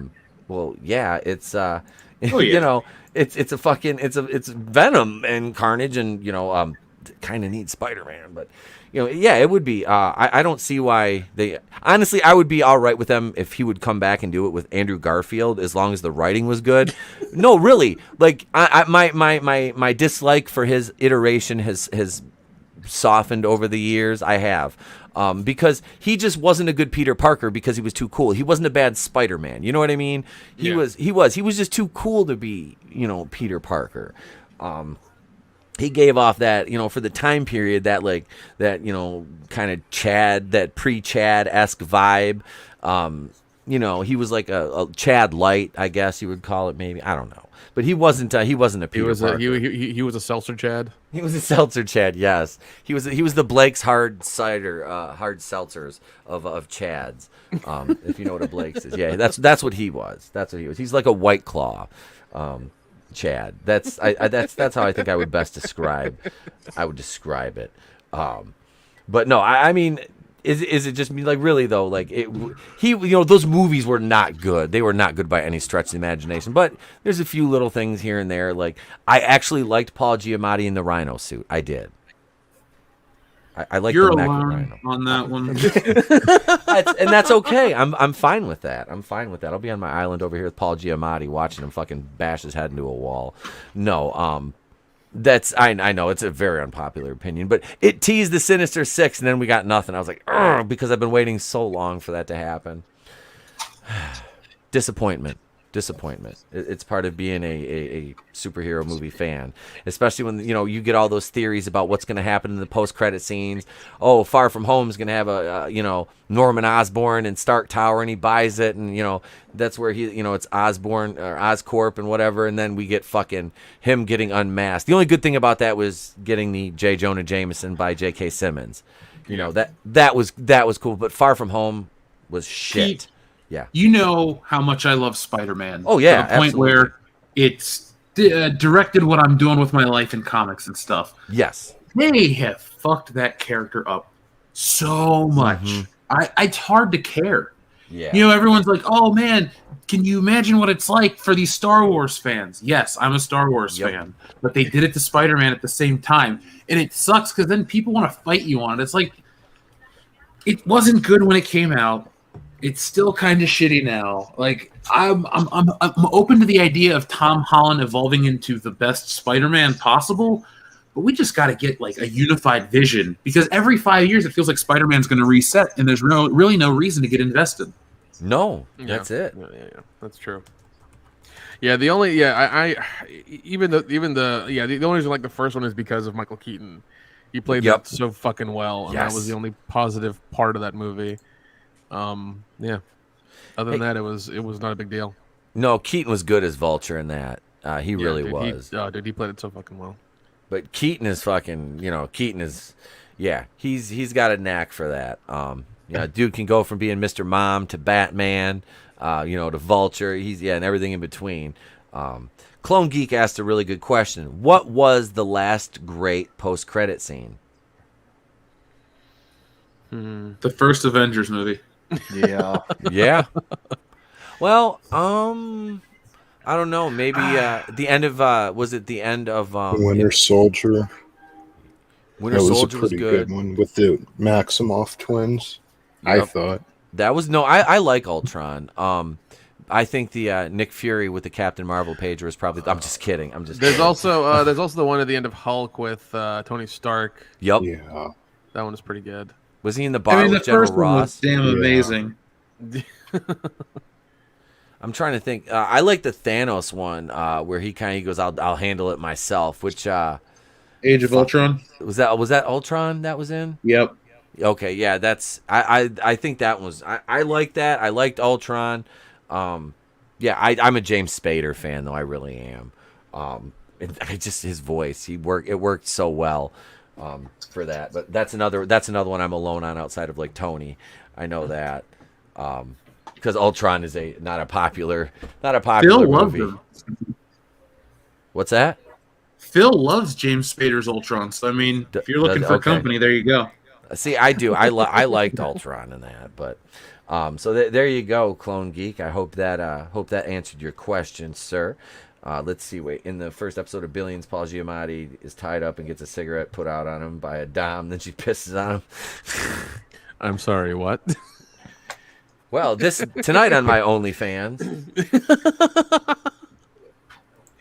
Wow. Hey, all right. it's Commander Cody pursuing paranormal. What's up, brother? I will be on Cody's live stream tomorrow night at what time are we going, Cody? 8 or 9 p.m. over on Pursuing Paranormal. I will be talking about my experience growing up in a haunted house, which I did over on Final Enter the Unfamiliar Nether Regions channel.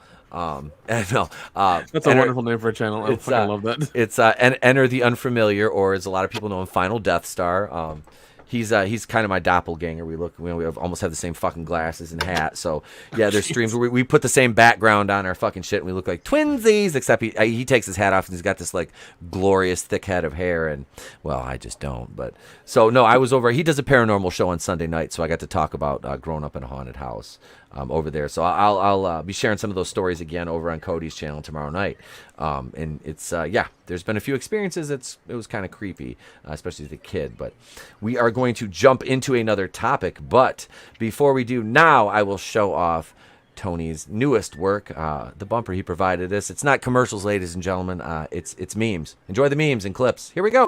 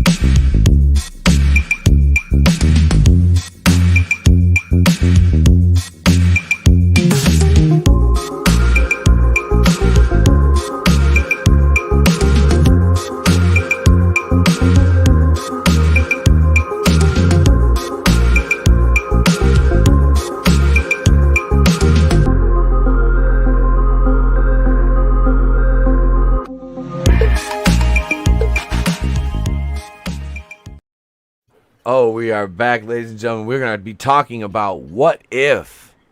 What if? Did everybody get a chance to watch that? Catch that half-hour debut of What If with Captain Carter? Yeah. I've been too busy doing literally anything else. Yeah, same here. I was breathing and pacing my apartment. I was doing important things. I was in my kitchen cleaning a dish. I had to return some videotapes. I had to return some video. Kendo, did you take back your the Betamax finally? Yeah. Mm-hmm. That thing's been overdue for a hot minute. We were talking about laser discs earlier. Tony and I were. Yes. We never had anything like that, man. I went to a friend's house and they had a laser disc player. Same. But no. So what if was basically, and it's just kind of fun to well, let me pull up an image here of. You guys have all seen the images, right? Of Peggy, what they did to Haley Atwell. I've seen the comic ones. That's about it. Okay. Like, what was it? Was this a live action show? Or was it like a cartoon thing? It was a cartoon. Okay.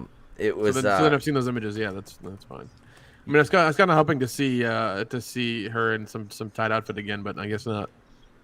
No. They did the same thing with her as Taskmaster. Yeah. For real, like a man's body. Like I'm looking. So they just copied Captain America and just like drew on top of her. Okay. Yeah. I'm looking for that fucking. Oh, this is a great meme right here. We're gonna share this one because everybody knows this meme, and I have done the research on this, and I know I'm not the only one. So screw you for judging me. This is like Captain Carter and Steve Rogers in that episode right here. It really is. I'm giving this a like. I don't even know who this is, but this gets a like. This gets a like. I know who the tall redhead is for sure. That's Lauren Phillips. I like her work. That's all I'm gonna say. I like Lauren Phillips' work a lot. A little bit more than I should, I think. But the bitch is like 6 foot tall. I'm like, I like what you're doing there. Okay, very, very good, very good. You know, but yeah, this is pretty accurate to the show. Hang on, let me find. I want to find that fucking me. There was a picture of her character. All right, the art with with fucking Peggy and her, and when she comes out of the machine, and then you've got Haley Atwell, and it's like they completely flattened her character out and made. Oh Jesus, this is this is bordering on Tumblr-ish shit here. Are you guys ready for this one? Oh God.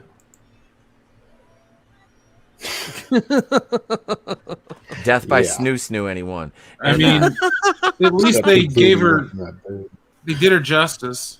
Yeah, they gave her tits and an ass. So I mean, you know, it's fine. It wasn't like that in the show. No, she didn't have that wagon in the show. Really? This is the MCU. This is the MCU version of my dump truck asses.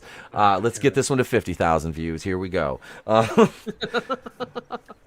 No, but seriously, they did this at least. You know, I mean, it's just kind of like a not as nice of an art style, but yeah, they drew her with some proportions at least here. Yeah. Let's see what else we have here on. Is that Lizzo?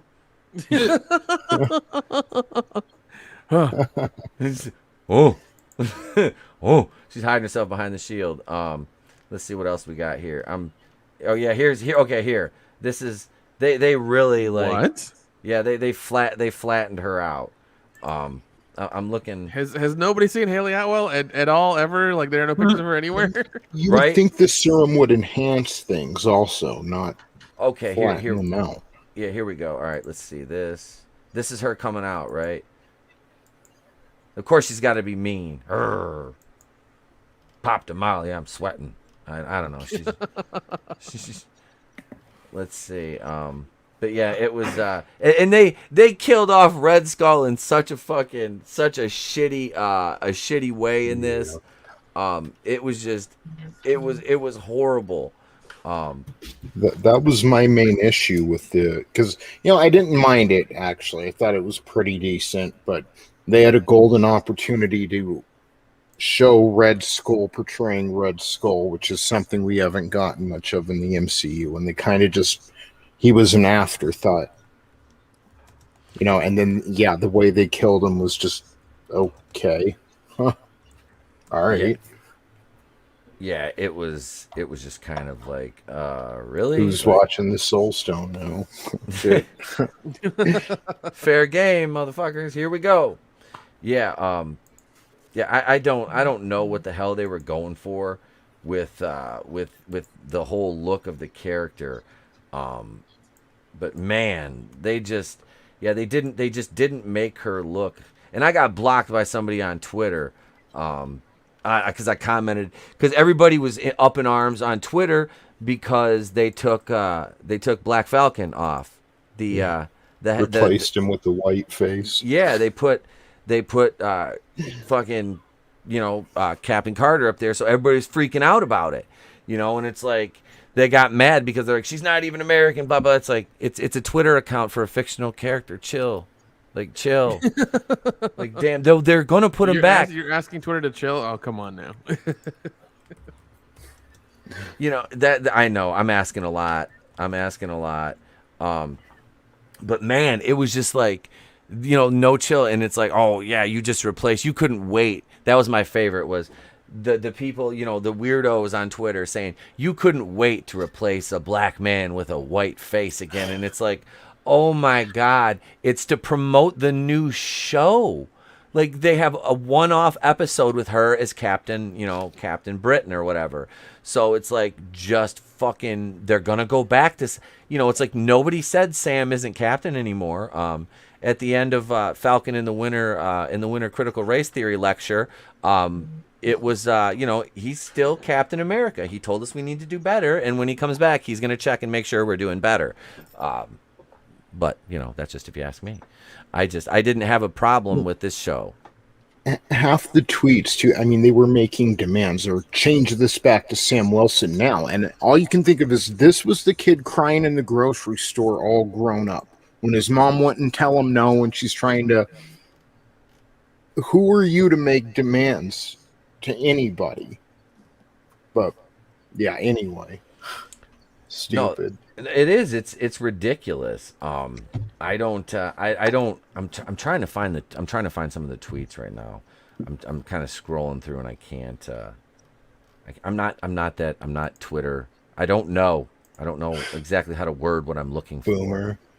Fuck yeah, dude. And it was like, why aren't you on Discord? I'm like, because I don't know how to fucking use it. All right.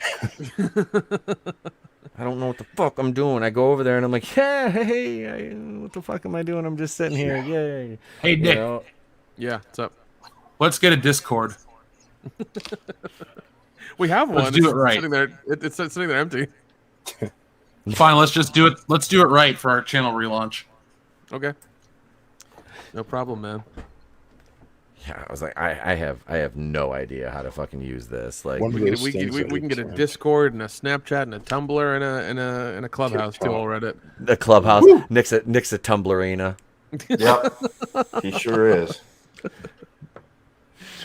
And now the Tumblrina. You have a segment on the show on Thursday nights. Now it's the Tumblrina duo with Nick and Kendo. The Tumblrina report with Nick and Kendo. It's like Men on Film, except Tumblrinas. Oh God. Well, I hate that idea too. Just like Men on Film. two snaps and a pelvic thrust. Hated it. God, what a great show. Right. In Living Color. That's another show. Like, talk about a brilliant satire and everything, man. Like, that show touched on so many like news topics of the day. You know what I mean? It was so fucking well. It was so well written. Like, was it Keenan that basically was the brains behind the whole thing? I mean, the whole family was in on it, obviously, but it was Keenan's baby. And did he put an ensemble cast of established and then young and up and comers together on that show? I mean, and if it wasn't for him, we wouldn't have Jennifer Lopez and her taco flavored kisses.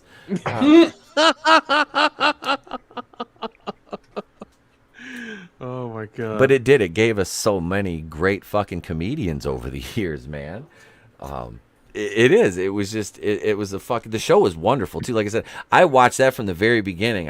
Oh my God, I used to sit there and that was me and my popcorn and my Mountain Dew, and I'd watch fucking The Living Color. God, I miss that show so much. It was so fucking awesome, so good. Jim Carrey as Fire Marshal Bill. Dude, I still remember those skits because they were genius. They were hilarious. You know who I liked was. What's his, let's just say you're pulling up Ben Vereen and playing chicken jars with a Winnebago.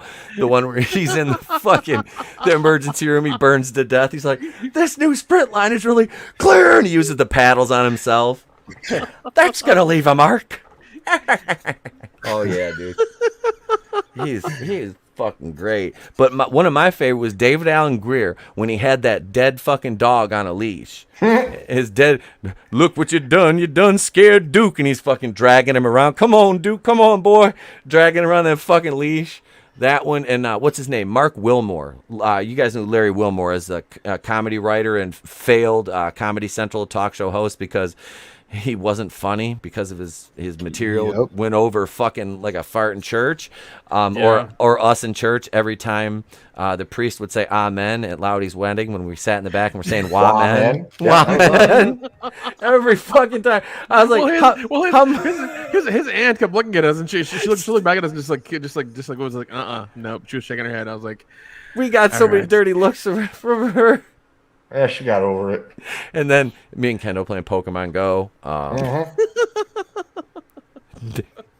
Dan's NWO t-shirt. I had to say it. Oh, God. I was like, he's turned it inside out. That's all right. That's a good deal, Dan. That's good. That's good. I would just would have rocked the logo out. I would have. I'd been like, fuck it. I got an NWO shirt on. You're going to see it.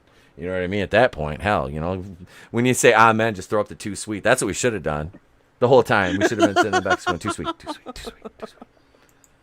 I'm telling you. Oh my God. But we've Jeff, do you have to depart, sir? Yeah, I gotta get going because I gotta eat. It's just that simple. I'm really hungry. It's all good, bro. Thank you for joining us, man. Hey, thanks for having me. I will be seeing Tony. I'll see you this weekend, right? Yep. Cool. Looking forward to it. Since we're Facebook friends, just shoot me a message. We can, if you just wanted to meet up for lunch on top of one of the meetups or something, just let me know. Nick, I will see you tomorrow night as well, sir. Yeah, man. And Kendo, hopefully we'll see you soon, man. Yeah, we'll see. I'll try. Pete, I'll see you at Whorehound, buddy. All right, brother. See you. Have a good night, Jeff. All right, bye, guys. Thanks for everything. Audience, you guys are the best. See you next time. Later, bro. Right. So, Captain Carter looks like a man. We've established that. Yeah, Az did a video, and he had it side by side. And I wish I could find the fucking tweet. Tony, if you can find that tweet, let me know. Because I really want to show that, because they did a side by side image of the character next to Haley Atwell, and it's like, oh my God, did you forget that Haley Atwell was a curvaceous, beautiful fucking woman? Like, I mean, she's not my body type style, but she's gorgeous. Don't get me wrong. I'm not saying Haley Atwell's not a beautiful woman. No, she is. She is. She's gorgeous. But I mean, it's like, seriously, they flattened her chest out, and I mean, they literally took her head and off Steve's body and put her head on, and it was just like, all right, but I don't want to say it was woke. I mean, they told a lot of fucking story in like 26 minutes, with your front and back credits, maybe 24 minutes. They had a lot of story to tell. That's why, it kind of sucked when they gave away Red Skull. He got offed like in just not a good fashion for a character. And they brought Ross Marquand back to play that, to do that voice acting. And it's like they just like, there was like little to no, like if he was just like dead, boom, and it was like just kind of disappointing. But it wasn't, like I said, it wasn't a horrible movie or show overall. I find it less offensive because it's animation. You know what I mean? Like, yeah, of course, there's a little more leeway with that. Yeah, they said it's canonical to the cinematic universe. What? Yeah. Yeah, they came out with a statement and said it's canonical. I don't know. Wait, how does What If make it all of a sudden part? I guess okay. So basically Loki, and this confirms that the multiverse is going to be a fucking thing in another couple of years. They keep dropping little fucking hints on this shit, because Loki was all about the time travel element, like heavily. This What If stuff apparently is supposed to be canon. Spider-Man is going to, he's going to have some run-in with Doctor Strange, and Doctor Strange 2 is going to be the multiverse of madness. So, they're really ramping this up and wanting to restart the whole goddamn thing again. Yeah. But the problem is all the, Avengers characters. I mean, what do you got? You have Thor left. Hawkeye's going to be gone. He's back. Hey, Pete, I just wanted to stop by and hey. say hello. Hey, See how well, you guys are doing. welcome, Jesse. Welcome. Thank you for stopping in. We're doing well. How are you? Not bad, not bad. Probably won't stick around super duper long since the matriarchy ran way longer than it was supposed to, and we have a date with fondue. But yeah, cheese. Hell yeah. Cheese is important. Hell yeah. Actual fondue. Yeah. And also fondue. Fondue But, or fondant. Dad joke, right? Terrible. You're fired. I'm leaving. All right, that's it. I'm out now. That was too much. I can't. Well, I've done it again. Done. But we're it's fitting. We're gonna talk a little bit of Star Wars now. And as terrifying as that is, and of course it involves Taika Waititi in Star Wars. Oh Jesus. Yay! And let me say this about Taika Waititi. One of the scenes that I did like in the Suicide Squad was with him sitting up with Ratcatcher. When he was sitting up there and he was talking to her and he's kind of, giving her a little life lesson, a little fatherly. I was like, that honestly, I liked that scene. You know what? I liked one of those scenes too. It was the scene where he was dead with a needle in his arm. That's the one I liked the most. Yeah, because he wasn't fucking talking. I was giving him a pass. So I don't remember if we talked about the Suicide Squad on my stream last night. I don't think it came up, but my personal feeling is that I could not get past the fact that I was honey-dicked out of Nathan Fillion. Who I couldn't get past it. Like that was my reaction. Jeff was there. Detachable kid. Detachable. Yeah. Was that who he was? Yeah. Okay. Yeah, and they made that a big deal too. I feel like I was truly honey-dicked on this one. Like, I didn't build this up in my mind, that I was. We all were honey-dicked on that aspect. We all were because you had Pete Davidson and all the other people as well in it, and that was perceived as like the Suicide Squad. And even with the Weasels, the same thing. It's kind of like that was supposed to be the Suicide Squad, and then they all bite it immediately, and it's like, oh, okay, cool. Yeah, exactly. It's like, okay, I get your little bit. Like, it also doesn't purely work. It'd be one thing if it was like we had no idea John Cena and Idris Elba and like any of the other team was even in the movie, and then like all of a sudden that other team is there, and you're like, we like purposefully pulled this massive honey dick on all of you, and we got you, haha. Like, okay, but you didn't, because you also stuck Harley Quinn in that team, and then didn't get you didn't do it. Like, if you were trying to pull off some big joke on the audience, you didn't fucking do it right. Yeah. Fuck you. Agreed. That's what I'm saying. Yep. They I don't know. That was I didn't even realize that was Nathan Fillion. He was there and gone so quick. Yeah. Fuck. I was too busy going like, oh, you're just gonna kill everybody off. Okay, well, I mean, there's that. Like, what is this? The Roanoke season of American Horror Story? It's gonna kill the entire fucking cast off right away. All right, I see you. Did anyone else feel like John Cena's character got stale, but not quickly, but before the movie was over? He was just John Cena. Yeah, he did. It was just John Cena. It wasn't even a different character than what he played on wrestling for the most part. Exactly. No. I feel like that was sort of the joke, is James Gunn was like, we'll just go with John Cena the wrestler, but as an action hero. And it was funny for a couple of quips, but it didn't hold up as the main villain, Yeah. So basically that made Amanda Waller Vince McMahon. That's a disturbing thought. Tony, do the Vince. Do it. Oh, damn it, Stephanie. That's such good shit. Yeah. And then we're going to have Trish get down on her knees and she's going to bark like a dog. Right? Get it? And the crowd's going to love it. And then I'm going to make out with her. Yeah, Vince, everybody's going to fucking love that. You 75-year-old senile fucking inappropriate shit. Everybody will fucking love that. Yeah. Patterson and Briscoe loved it. Well, they're studios, Vince. Yeah. I love that when Heenan was it Heenan that said Pat Patterson's huge in the Bay Area. I'm not gonna lie. When I was learning about wrestling from Jeff these past couple of years, the biggest barrier for entry for me in the beginning was how much of an asshole Vince McMahon is.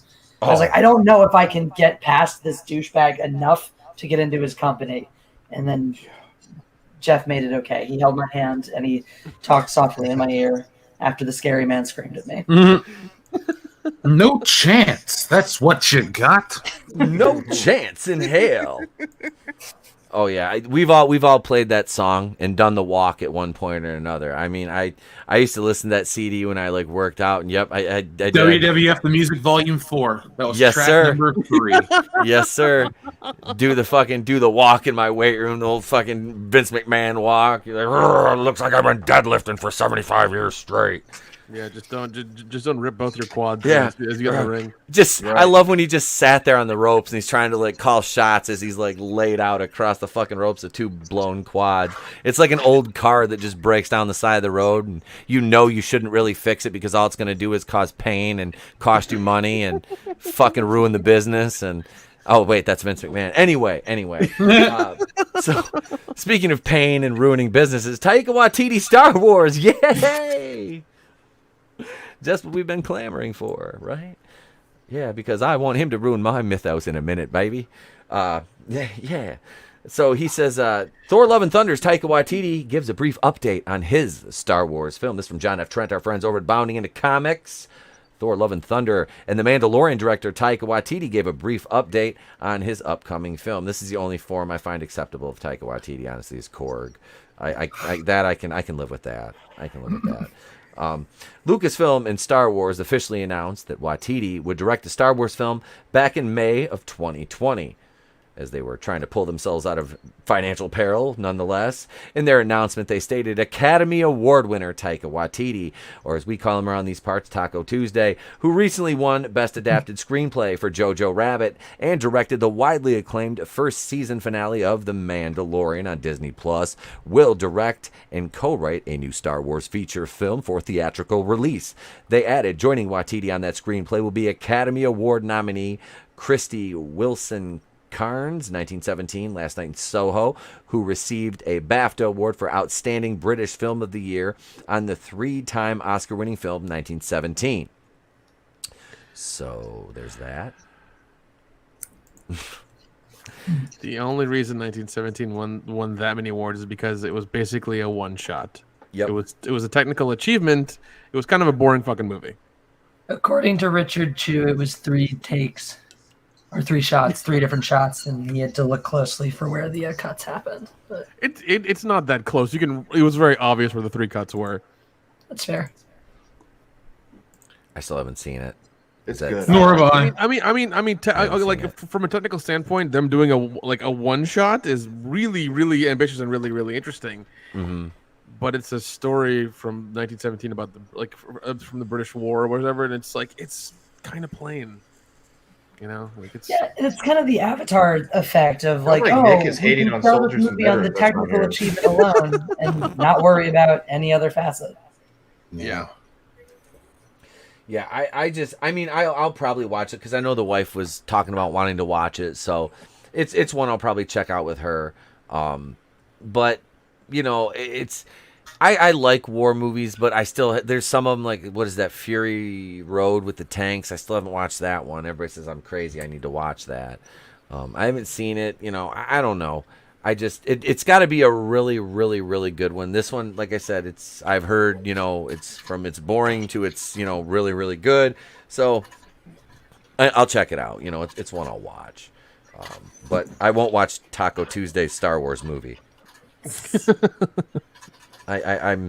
I'm permanently, and I say this with all seriousness, I'm checked out of Star Wars. I'm not watching anything new. I'm not going to do it. I won't. It's like you, like I said the other night, it's like, you don't want my money, so you don't get my time. The hell with you. I don't care. Like I said, we have Disney Plus because we have it for my mom, much like I have Netflix and Hulu through Mama. I'm that guy in the account. Yes, I say that unabashedly. So that's what, if the kid wants to watch something on there, cool. I don't care. I watch it on there because I'm not paying for it. Mama is. So I will reap the benefits of that. I'm not afraid. But yeah, I won't watch the new Star Wars shit. I straight up refuse. It's like everybody's talking about the Bad Batch. I'm like, I'm not watching that. I didn't watch the new season of the Clone Wars. I don't care. I'm like, I'm done. You know, fuck that. I'm not watching any. I'm not watching the Boba Fett show. I'm not watching it. You know, no, I'm done. I'm done with the Mandalorian. Kiss my ass. You know, I'm not. I'm done. I can't.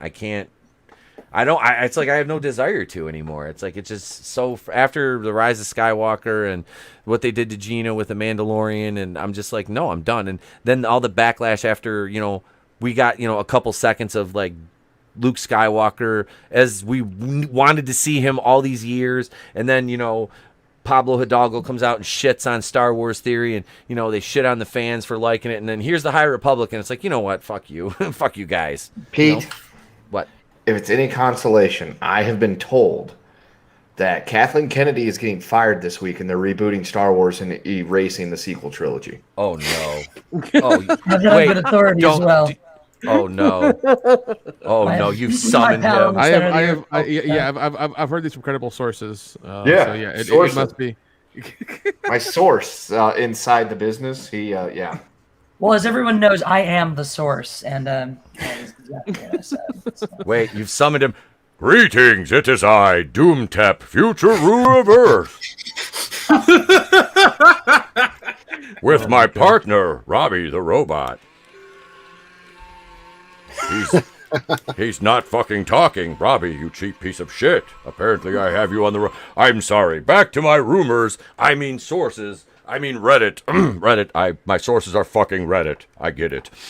You all know it, and so do I. The Star Wars universe will be rebooted completely. Kathleen Kennedy is getting fired tomorrow, and I have a fucking bridge in Brooklyn I want to sell you. Join my Patreon for more scoops, as I'm very reliable. Too good at that. Oh god, you should totally make a Doomtep costume now. Oh dude, you should just make a parody Doomcock account. You fucking should. I'll start a separate fucking channel and just everything is a reaction to Doomcock's videos. Yeah. Call yourself Underlord VDV. So there you go. You're like the opposite of everything. I'll get a cease and desist. Oh no, Underlord DVDA. I'll be like, it stands for Death Valley Driver Association. No, here's the funny thing though. Say you do that, and he does send you a cease and desist. He would have to out himself as who he is in order to take legal action. Yes, he would. I'd be like, the ball is in your court, sir. Game, set, match. Wakuian. Yeah. Yeah, buddy. I fucking love it. Oh god, you should totally do it. I would. I'd just be sitting there like this. I'll just be sitting there like this, holding the thing. The people's champion took down the fucking future ruler of Earth. If you did that, I would just subscribe in a fucking second, man. It'd be hilarious. Hell yeah. I would be all over that. Oh my god, I would get so much fucking heat for that. I would publicly go on record as one of your sources. I would just straight up call, I'm like, Jessi Milestone told me that the sky was falling today, and I decided to report this as fact to you, my lemmings, I mean audience. Ha ha ha. You know, that would be incredible. Just I'm on board. Oh my god. Doomcock takes off the helmet. It was me, Austin. It was me all along. It's Vince McMahon. Oh god. McMahon was Doomcock. I was gonna debut Doomcock at WrestleMania 60. He was gonna take on The Undertaker. The Undertaker retired Vince. I don't care. Triple H, get him for me. I don't care. Pay him what we gotta pay him. He's no. Get Pillman. Haha, just kidding. You know, Vince is just have Owen Hart come in from the ceiling again. I mean, I can't do that. Chris Benoit, Eddie Guerrero, Stairway to Heaven match. It'll be brutal. No draws in a false count anywhere. Jesus, you people are dead. and that So come get your pudding, Vince. Oh, dude. You know what else you could do is if you do make your own, fake Doomcock, have like you're holding like a salt grinder the whole time for people to take their rumors with a grain of salt. Yes. I've got so much salt. Wait, I've got so much salt. Would you like fresh ground pepper? I think this is a hit. I think you should do this. Oh my! I support this. I'm on team. Yes. All hell would break loose. It would be amazing, though. Bro, how would that be I any think different than fucking today or yesterday? YouTube needs a good shakeup. Here I come. I'm just gonna come to Mystical in my Doomcock outfit, dancing to "Here I Go" by Mystical, and just break right into it. Be like, "Greetings, assholes and lemmings." No, I wouldn't say that. I wouldn't say that. I would never say something like that. Bitch, give me my money. $15, little man. Put those Patreon dollars in my hand. If that money doesn't show, neither will my super chat square up, and you owe me. My super chats. Oh. See, I can do the whole thing, man. This is off the top of my head. I haven't written this down. It's not like I put time and hours into fucking coming up with a whole Doomcock gimmick where I completely, I maybe. Yeah, okay, all right. I see where you're going with this. See? So you thought of it, and now we're giving you the idea, the inspiration, the push. All you need is the costume, man. That's all you need is the costume. That's it. You already got the green screen, so yeah. So say I show up to Horror Hound, right, and I'm hanging out at the table dressed like E-Tep, it's Doomtep hanging out, and it's like you guys are doing like something for the Patreon. Holy shit, is that Doomcock on there? No, it's Doomtep. Who's Doomtep? Wait, what? And all of a sudden, the legend would be fucking hilarious. I think it could happen. I came to Cincinnati. I'm going to take over here first. I heard the Bengals are shit, but they're not as bad as the Lions. Ha ha ha! If that asshole Wakuian was here, he would surely challenge me, but he's not. I take off the helmet. I was Doomcock I'll just say I was Doomcock, really. I'll just come up like, I was Doomcock all along. The thing is, right, we've never seen Pete and Doomcock in the same room at the same time. That's true. That's true. We haven't. I mean, that is a fair point. Man, he sounds an awful lot like him. He does. He really does. I mean, no. You should look up to Horror Hound with a a Doomtep costume on. It would be. I've unfortunately people would freak the fuck out. I've had the displeasure of being on a live stream with him and hearing his real voice. I actually find it more annoying than the pretend one. Yes, agreed. That's the thing is like you can't keep that voice up like with that modulator for a live stream. I streamed with what's his name Vader Reviews, and the guy's awesome. He's doing a really really really heartfelt Star Wars fan film, and that's the kind of Star Wars content I will support is independent people like him. And he went out at Christmas time last year and hit the city where he lives and made an appearance at his city's Christmas tree lighting as Darth Vader, and like kids were fucking losing their minds. So he did a stream on the Phantom Collective channel as Darth Vader in the whole gimmick for 3 hours one night. Oh my god. Yep. He never fucking broke character for 3 hours. And after the stream, he shut his modulator off and he talked in his normal voice and was like, holy shit, dude. Like, totally not anywhere close. But that's so weird. He studied, like, Darth Vader and James Earl Jones. Like, he would, like, listen to James Earl Jones do, like, just speak in, any interviews and stuff to pick up the cadence and everything. So, yeah, the guy, big shout out to Vader Reviews. He's somebody I haven't talked to in a while, but just... I'm looking forward to when his fan film comes out. I really am, because that's the kind of Star Wars that I want to support, not this Taco Tuesday fucking homogenized Disney garbage that's going to be shite, I'm sure. Pete, you have 1 month to make the Doomtep costume. I'm just saying. I did say we'd have to be brief, so we are going to have to check out. Yeah. I just want to stop in and say what's up. And thank you. Thanks for having me on. Absolutely. Anytime. Like I said, next time I do a ladies' night stream, I want to bring you on. Yeah. Have you on with like Vassy and Lola and Saggy Melons. It'll be a good time. It'll be fun. Nice. It'll be fun. So thank you, Jessi, for stopping by. Subscribe to God Empress Jessi Milestone if you're not, and subscribe to the World Class Bullshitters if you're not already. What the hell's wrong with you? Subscribe. Do it. I fully support this. Subscribe to both of these fine channels. Yeah, they're Doomtep approved. So there you go. Jeff, Jessi, thank you both for being guests this evening. Appreciate it. Thanks for having us, Pete. Thanks. Absolutely. Love you guys. Have a great night. You too. Bye. So, Taco Tuesday star. So seriously, like this Doomtep thing needs to happen. Like, yeah, like I said, you have 1 month to make the costume and debut it at Horror Hound. I'm just saying. You know what I'm gonna do? I'm just gonna wear my bathrobe, my green bathrobe, and fucking get it like a little popsicle stick fucking mask, and just walk around talking like Doomcock all day.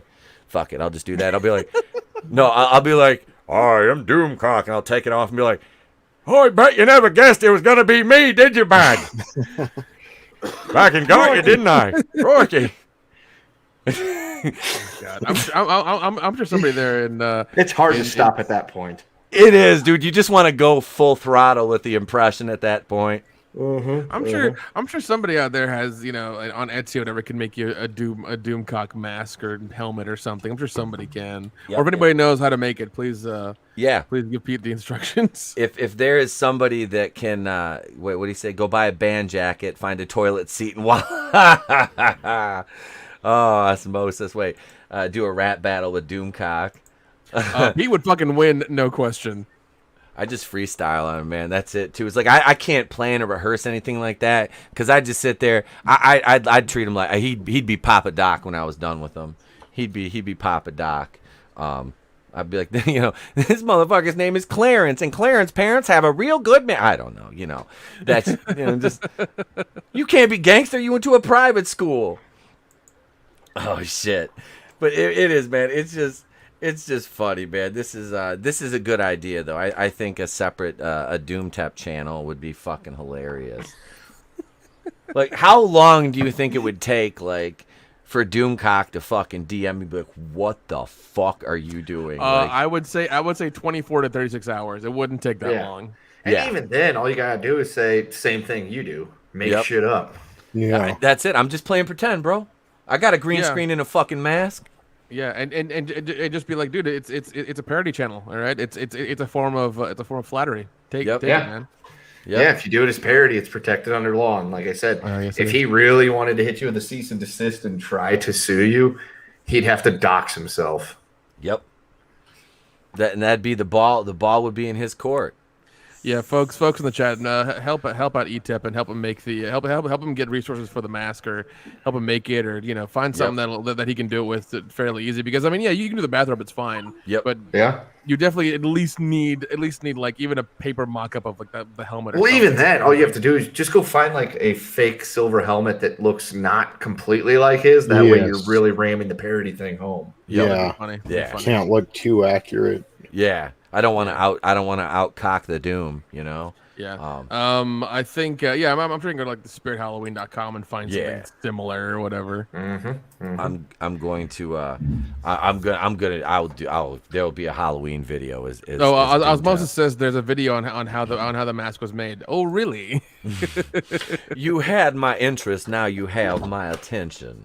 Can you drop said link in the chat, sir? Please. Yeah. Please? Yeah. If you find that link, absolutely send that to us in the chat. We appreciate that, Osmosis. Thank you.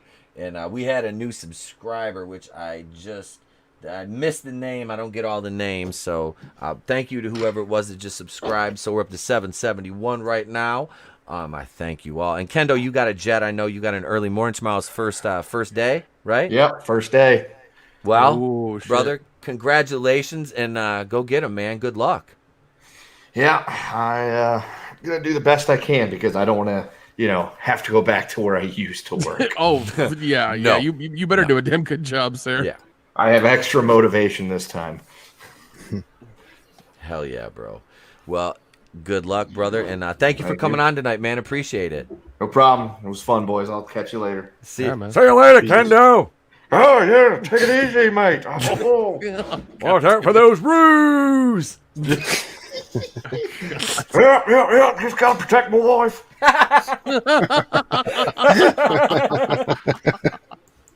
Oh my god. All right, I gotta go. See you guys. See you guys later. If someone has a vacuum form, they can sculpt styrofoam. You can make them Yeah. See. Yeah. Well, once again, Express. people in the chat want to help them out. Yep. Please do, because we want to make this happen. We want to help him make this happen because it'd be funny as hell. Because of it. Well, once again, he's got a month. I think he can do it in a month. I believe in Pete. And if you really if you do come to Horror Hunt like that, we'll do a live stream there, and I'll turn on like fucking Instagram and everything, and we'll do the whole thing. We'll make it seem like it was unplanned and stuff. It'll be hilarious. It'll be so much fun. that would be great, because Jeff got me the badges and everything. I just walk right in there. You know what I mean? Yeah, you can walk in with my fucking robe on, my People's Champion medallion, be like, What is this, world-class bullshitters? How dare you? This is Doomcock territory. All the way from sea to shining sea, and everywhere it burns when the Doomcock pees. I mean, just some shit like that. I'm not saying I've thought about this, but I'm just saying it'd be funny. It'd be fun. Somebody, a parent had suggested getting a Dr. Doom mask. I was like, I could do that. That's not bad. That's not bad. That would probably, and I could do some like a little customization to it. You know, holy shit, dude! What am I doing? Oh my god! You guys know Jared from the wrestling podcast I used to do? Yeah. Jared is a master props maker.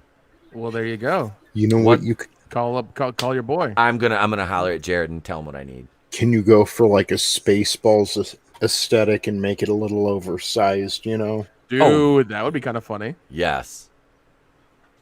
That would be a funny parody. I have to be able to. I can't wear that around all day at Horror. I'll have to stash it behind your table, Nick. That's fine. No, that's fine. As long as we can get some video and some pictures of you doing it. Oh, absolutely. Fun, you know. Whose big fucking head is that? It's E-Tep's. It's Doomtep. I mean, we thought E-Tep was here. We thought the place to be reviews was here too. No, just Doomtep.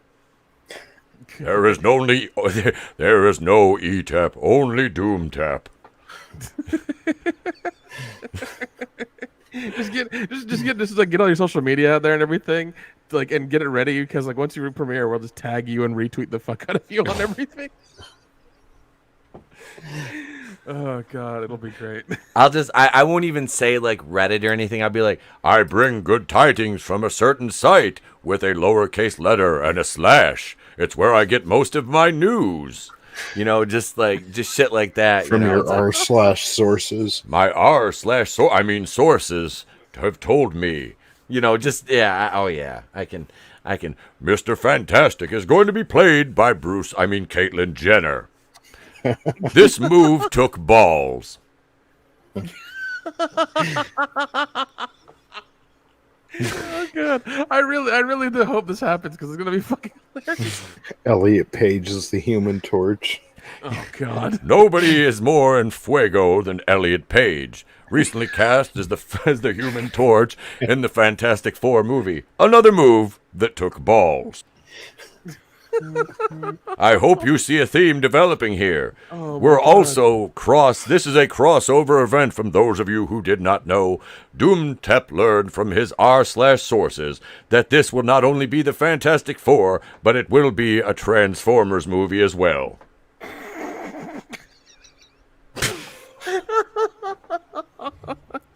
I fucking can't.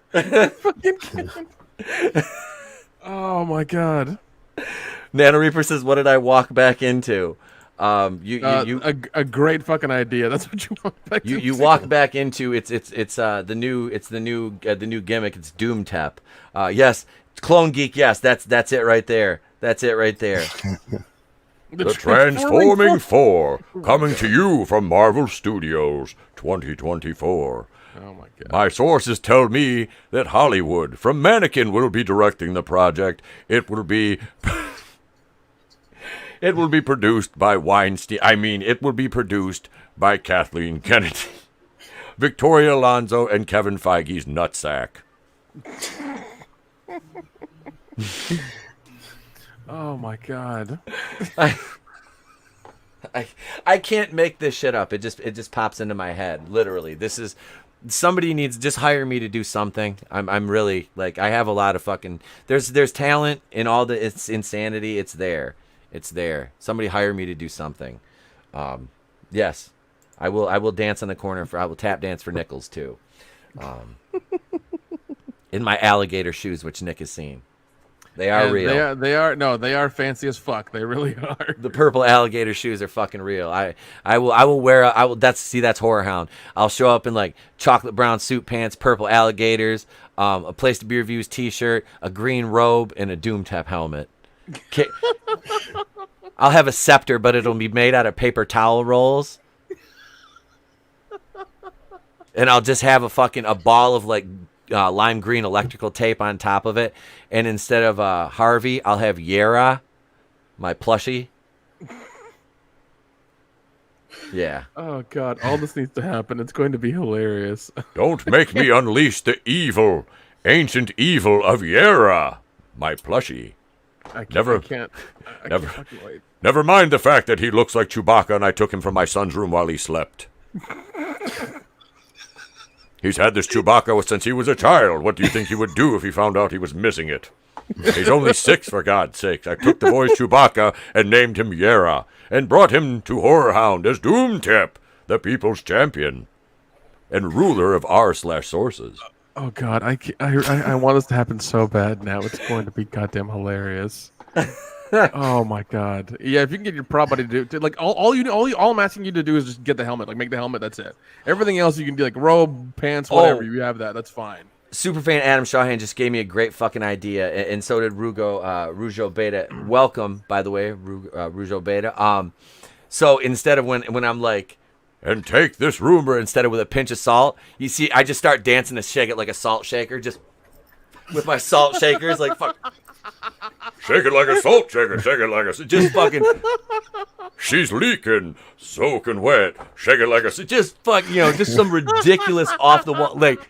Take my rumors with a grain of salt. Shake it like a salt shaker, shake it like a salt shaker. Like, jagga, caught a bitch boat, jangle. Just go off on it. Just have, it would be fucking great. That would... I can't fucking... I have ideas, man. I have fucking ideas. I'm telling you. You just need the helmet. It's all you need. I swear to God. I could stand... I'd be standing here right now. I would do the whole stream as fucking Doom Tap and say, fuck it. It's like... And then act like nobody knows who I am. Like, just... kayfabe, complete kayfabe. Like nobody knows who the fuck I am. I'm just Doom Tapping. Like I'm just acting like that. I would change the name of the fucking channel and shit like that. It was, where the fuck's the place to be? It's Doom Tap. Who the fuck is Doom Tap? What the fuck? What the fuck? Doom Tap Wakuian? What? What the fuck is that? Oh, hell no, he didn't, Harvey. I mean, let's go get him. Come at me, bro. I'm just. I give him around a day and a half to come up to crawl up your ass is what I would do. I give him about a day and a half.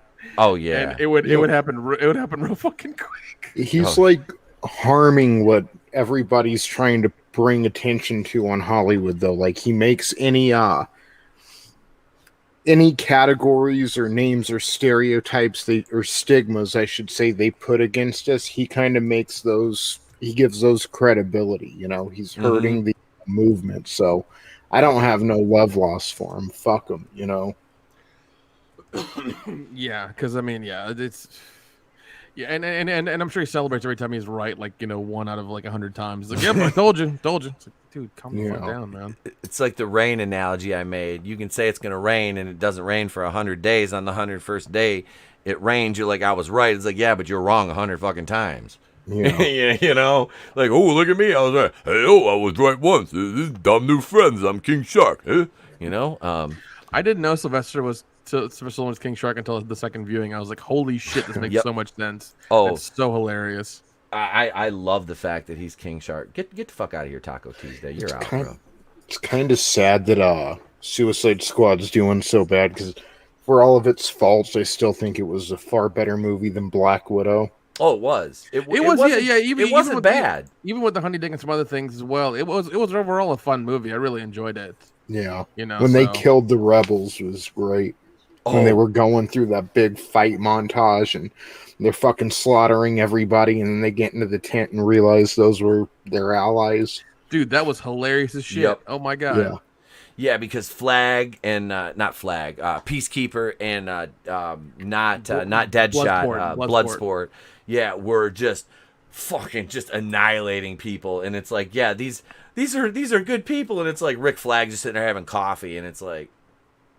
But no, that's one thing. That's one thing I also loved about it. Like they really upped the violence because Marvel can't fucking do that.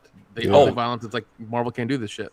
Yep, and that was DC. You know, whenever DC does that, it's a big fu to Marvel because and think about Blade. Now they're gonna do Blade in the MCU. It's like, are they really though? Are you Deadpool? Like, are you really gonna do these fucking characters any justice? Or are you just gonna like neuter them? You know what I mean? Yep. Exactly. Yeah, that's a problem. Yeah, because I mean, I hate that. I hate that Deadpool's part of it, but you know it is what it is. I mean, I'm sure Ryan Reynolds will fight for what he wants, but hopefully, you know, if it gets too crazy, he can just be like, "Fucking him out," because I mean, that man could do. I mean, I want to go see Free Guy because of him. I want to go see that badly because of him. Yeah, it looks funny as hell. It really does. Yeah. It looks fun as shit. Even though Taco Tuesday's in it, I'm like, oh, whatever, it's fine. He's only a small part. But like Ryan Reynolds, I love that guy. Like he's fucking funny. He's really good. So like I'm down with that. Yep, I like Ryan Reynolds, man. He's, you know, going back to the Van Wilder days. He's a funny dude. I hit my fucking mic. God damn it. What a fucking... Never mind. You get the point. Being anti-Semitism and all. Do you call your mic your wife? Oh my god. Mike burnt the fucking pot roast. I smacked her. Get the fuck out of here. Treat you like a wallaby. Maybe the dingo ate your baby. No,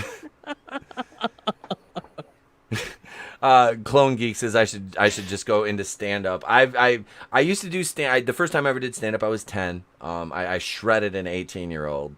My material was like I practiced a lot. I was terrified though. I was fucking terrified of doing it. And I used to do it before wrestling shows, like I mentioned before. And yeah, it's fun. Jessi last night said that she wants us to go out when I go to Cincinnati. You know, as a group, all of us, and find an open mic night, and she wants to go do stand-up.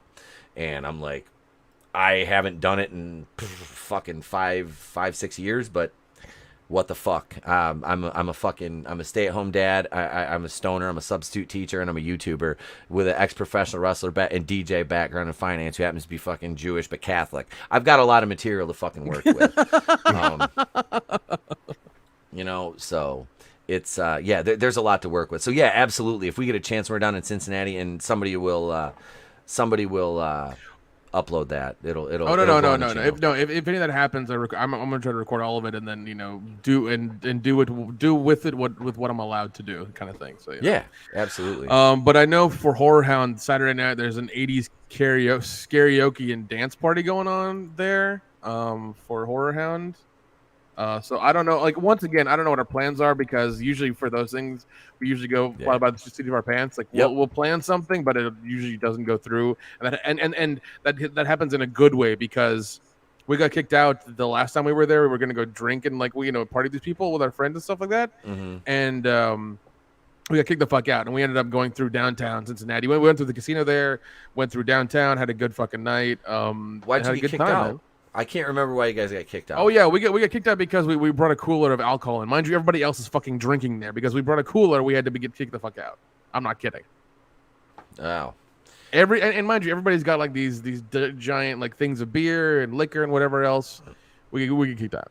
Oh, because you weren't buying theirs. You weren't buying that. No, nobody was buying. Nobody was buying theirs. Everybody had their own, but because we brought a big ass cooler in there, we got kicked out. That sucks. Yeah, it was weird. So according to Horror Hound's website, 80s dance party and karaoke, 7 p.m. the Marriott to Delta across the street from the convention center. Okay. We need to get off air, and Jeff said last night he wanted to let me know where the Airbnb is you guys are staying at so I could book somewhere close to there. Yeah, I think he found one. Okay. But yeah, definitely keep in touch with him. Yeah. And get the details. Yep. So yeah, because I mean, if he's booked ours already, that's cool because we need to get it kind of early because that's just the way we are. Yeah. But I think we're not that far. We're probably like an exit or two away from where Horror Hound is. So okay. Because usually we're like 30 minutes away. I think now we're 15 minutes away. So because I was a little bit longer getting ready. Yeah, I was gonna try to stay like right down there by the convention, but I'll just come book out by you guys so we can fucking hang out. That's Yeah, man. By all means do that because I mean I assume our house will be the party house. We'll probably fuck that place up pretty well. That's what I'm looking forward to. I'm bringing my Doom Tap outfit. We're gonna fucking party. Oh my god, dude! I can't fucking wait for be that. doing bong rips inside a Doom Tap mask. Doom Tap is fucked up, you bitches. Dude, and here's the thing. If somebody makes you the mask that's pretty close to what it looks like, and you're doing bong rips and you post that, holy fucking shit. He would be so mad. So mad. He's besmirched me. His costume is better than mine, and his plushie. It would be goddamn hilarious if even if it's a GIF, just post it everywhere. Oh my god, it would go viral fucking quick. Oh shit, that would be man. Yeah, that would be like nuclear YouTube heat right there. It would be, but it would be goddamn hilarious. Far be it from me to use somebody else to propel my channel, but you're using Reddit to fucking boost your fucking cred, bruh. I'm just saying. Yeah, it's one of those things where I guess to me it seems well deserved because of what he's doing. So I'm personally okay with it. If you were attacking somebody that just was just a small person to be different, but like everybody knows that it's a fucking joke. Yep. So it's kind of it's fine. It's fine. Yeah, I wouldn't just go after somebody that was just like some fucking regular just regular YouTuber. It's like, why the fuck are you attacking them? No reason. Then you're a douchebag. It's like, no, this guy is kind of ripe for the picking. You know what I mean? Yeah. So yeah, I'd fucks with that shit. I'd fucks with that shit hard, and I will, and it's gonna happen. Oh yeah. So yeah, I'm gonna talk to Jared about a mask and shit for that. And I'll credit him with all the build, because yeah, I forgot. I was like, yeah, this dude has built a literal fucking suit of armor for his Dracula cosplay and took it to Transylvania with him. I'm pretty sure he can make me a mask. But yeah, that's it for the evening, ladies and gentlemen. We've been going for almost 2 hours and 45 minutes. I know Nick's got to get ready for his trip tomorrow, right? You're taking off tomorrow. Yeah, man. I got a flight in the afternoon, so it's not that bad. But I'm pretty packed up. I just gotta move some things. Basically, I gotta make sure my carry on is pretty lean, because I don't want to get fucking checked there and them mistake me for something else, and I get the glove. So Oh, I've been there in Miami International Airport. It's not fucking, that shit ain't a game. Yeah. So yeah. Well, yeah, and I'm here in Atlanta, so I'm just trying to just get from where the Uber drops me off to the fucking gate. That's all I want. Right. Like once I get there, I can take a piss and get something to eat, and then get on the fucking plane. So hell yeah. Well, thanks for joining us tonight, man. I appreciate it as always, Nick. Yeah, man. I know. It's been a bit since the wedding, but we had a good fucking time, man. Oh, dude, and like I said, much more to come. In fucking September, man. We're a month away from that right now. Yep. We're a month away from Horror Hound. But yeah, so Nick will be in Vegas this weekend. Tony is in Vegas, and Tony will be hanging out with these guys this weekend. And Tony, yeah, go ahead, man. You're up, bro. You're gonna have a fucking great weekend this weekend, brother. Yeah, I mean, I'm really looking forward to it, and it's really cool going on Twitter and on YouTube and seeing all these great personalities that I've watched and followed for years and even become friends with. Posting pictures of my hometown, it's just kind of surreal, because I remember they did the Fandom Menace get together. Was that in Cincinnati? Chicago. Well, I thought that was Celebration. Oh yeah, that was Celebration. Yeah, I'm sorry. Yeah, did you do the Fandom Menace meetup in Cincy, Nick? Yeah, I was there for Star Wars Celebration. Once again, yeah, and unanimously we all fucking hate this in Chicago. Like, we fucking hate it. Yeah. I mean, I remember listening and watching and seeing the pictures you guys were posting and stuff from my little security site or little construction site. I was working security at the time. Those are the days, man. They really are, just chilling. I'm alone for 12 hours, just me and YouTube. Fucking awesome days, man. So just to be able to meet everyone, it's, you know, it's gonna be a good time. Yeah, man. I'm down to have a good fucking time. I mean, you know, like I said before, I'm making up a lot of traveling, a lot of stuff this year because of last year. So I mean, you know, yeah, man. I'm just this is I think this is my second trip in in 3 months going out west. And the funny thing is, right after I get done with Vegas, I'm going to see my family again and stay with them for a week again in California. Been busy. Damn, man. And the funny thing is, I might go to California again in October if scheduling works out, because I'm trying to do a bunch of Halloween shit for October. Because I got to make up for that big time from last year, because I'm a huge horror Halloween guy, so yeah, I got to make up big for that. And I'm trying to convince my friend and kind of force him to do a Halloween party as well. So he might be tied to his chair with duct tape. We're gonna party in his house. So you know, whatever happens. Just like Harrison Ford. Pretty much.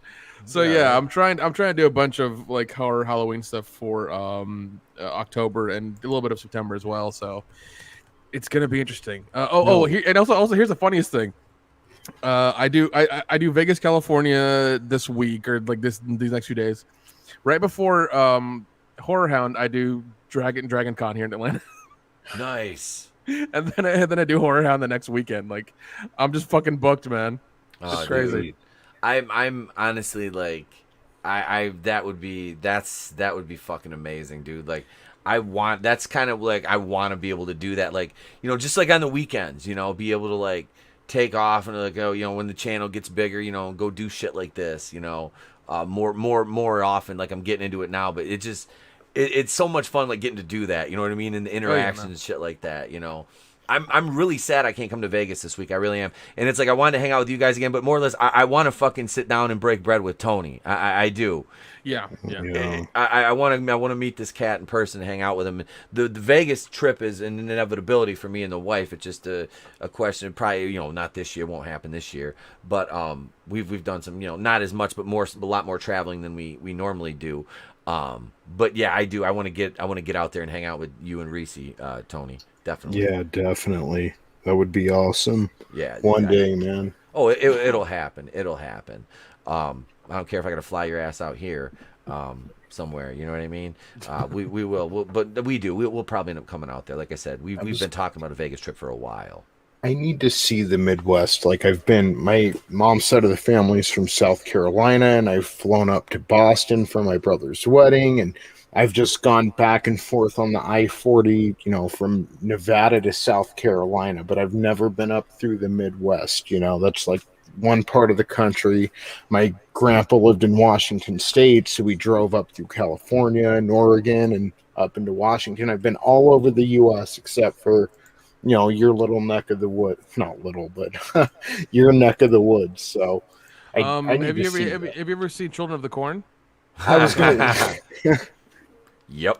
That's what the Midwest looks like. Just fucking cornfields. Dude, it's fucked up because like Michigan is honestly like, I hate this fucking state so much. I hate it. And it ain't just because the bitch ass governor. Because every governor we've had since I've been born has been a bitch ass governor. It don't matter which party they're all idiots and they all fuck the state up. But the scenery here, it is. Because you have everything from like, okay, so I know Detroit's kind of a, downtown is nice because they made it nice. They had to. They put 2 new fucking stadiums in, and they've, you know, the gentrification down there, and this new, you know, their revitalization project they're working on. So it's nice. And here's somebody. Hang on, I gotta. Come on in, bud. I need What? Come here. It's okay. Just come here. I got the camera turned off. You can talk. What's up, Trey? What's up, buddy? Hey, Nick's still here. Hi, Nick. Hey, Trey. What's going on, man? Welcome to WorldClass Bullshitters. I love it. I love it. I love it. Everyone, say good night. Night. Night, Good night. buddy. All right, mommy's Night. gonna. Okay, I love you, bud. Mom's gonna kill you. I wish you could see the scene right now play out. My wife is sitting here half asleep, just staring at me and Trey. And Trey's just WorldClass bullshitters and runs away. Oh my god. Mama Wakuian is not happy right now. Well, I mean, she's she's met us. We're not that bad. Yep, she knows. No, she knows. Like I said, I told you guys earlier, she was practicing it. Or he was practicing it in the kitchen. So he's like half asleep, and I got it out of him. So I was like, do the line. Do the line, Frankenstein. So yeah, he's I don't let him appear on camera topless. He just woke up. Gotcha. He's like, I ain't sleeping in a shirt. I'm like, you don't have to, but it's hot. Go ahead, man. Do your thing. He's like, this feels better, Dad. I'm like, that's right, dude. But yeah, man, that's my little man. Like I said, we're gonna work on another channel. As soon as I get into we get into our new house and I have room. So I have a wall and floor that is a green screen. We upgrade the camera setup. We're gonna have another channel. So Osmosis, says he's awesome. He is awesome. Thank you, man. Yeah, he makes appearances all over the streams too, not just my streams.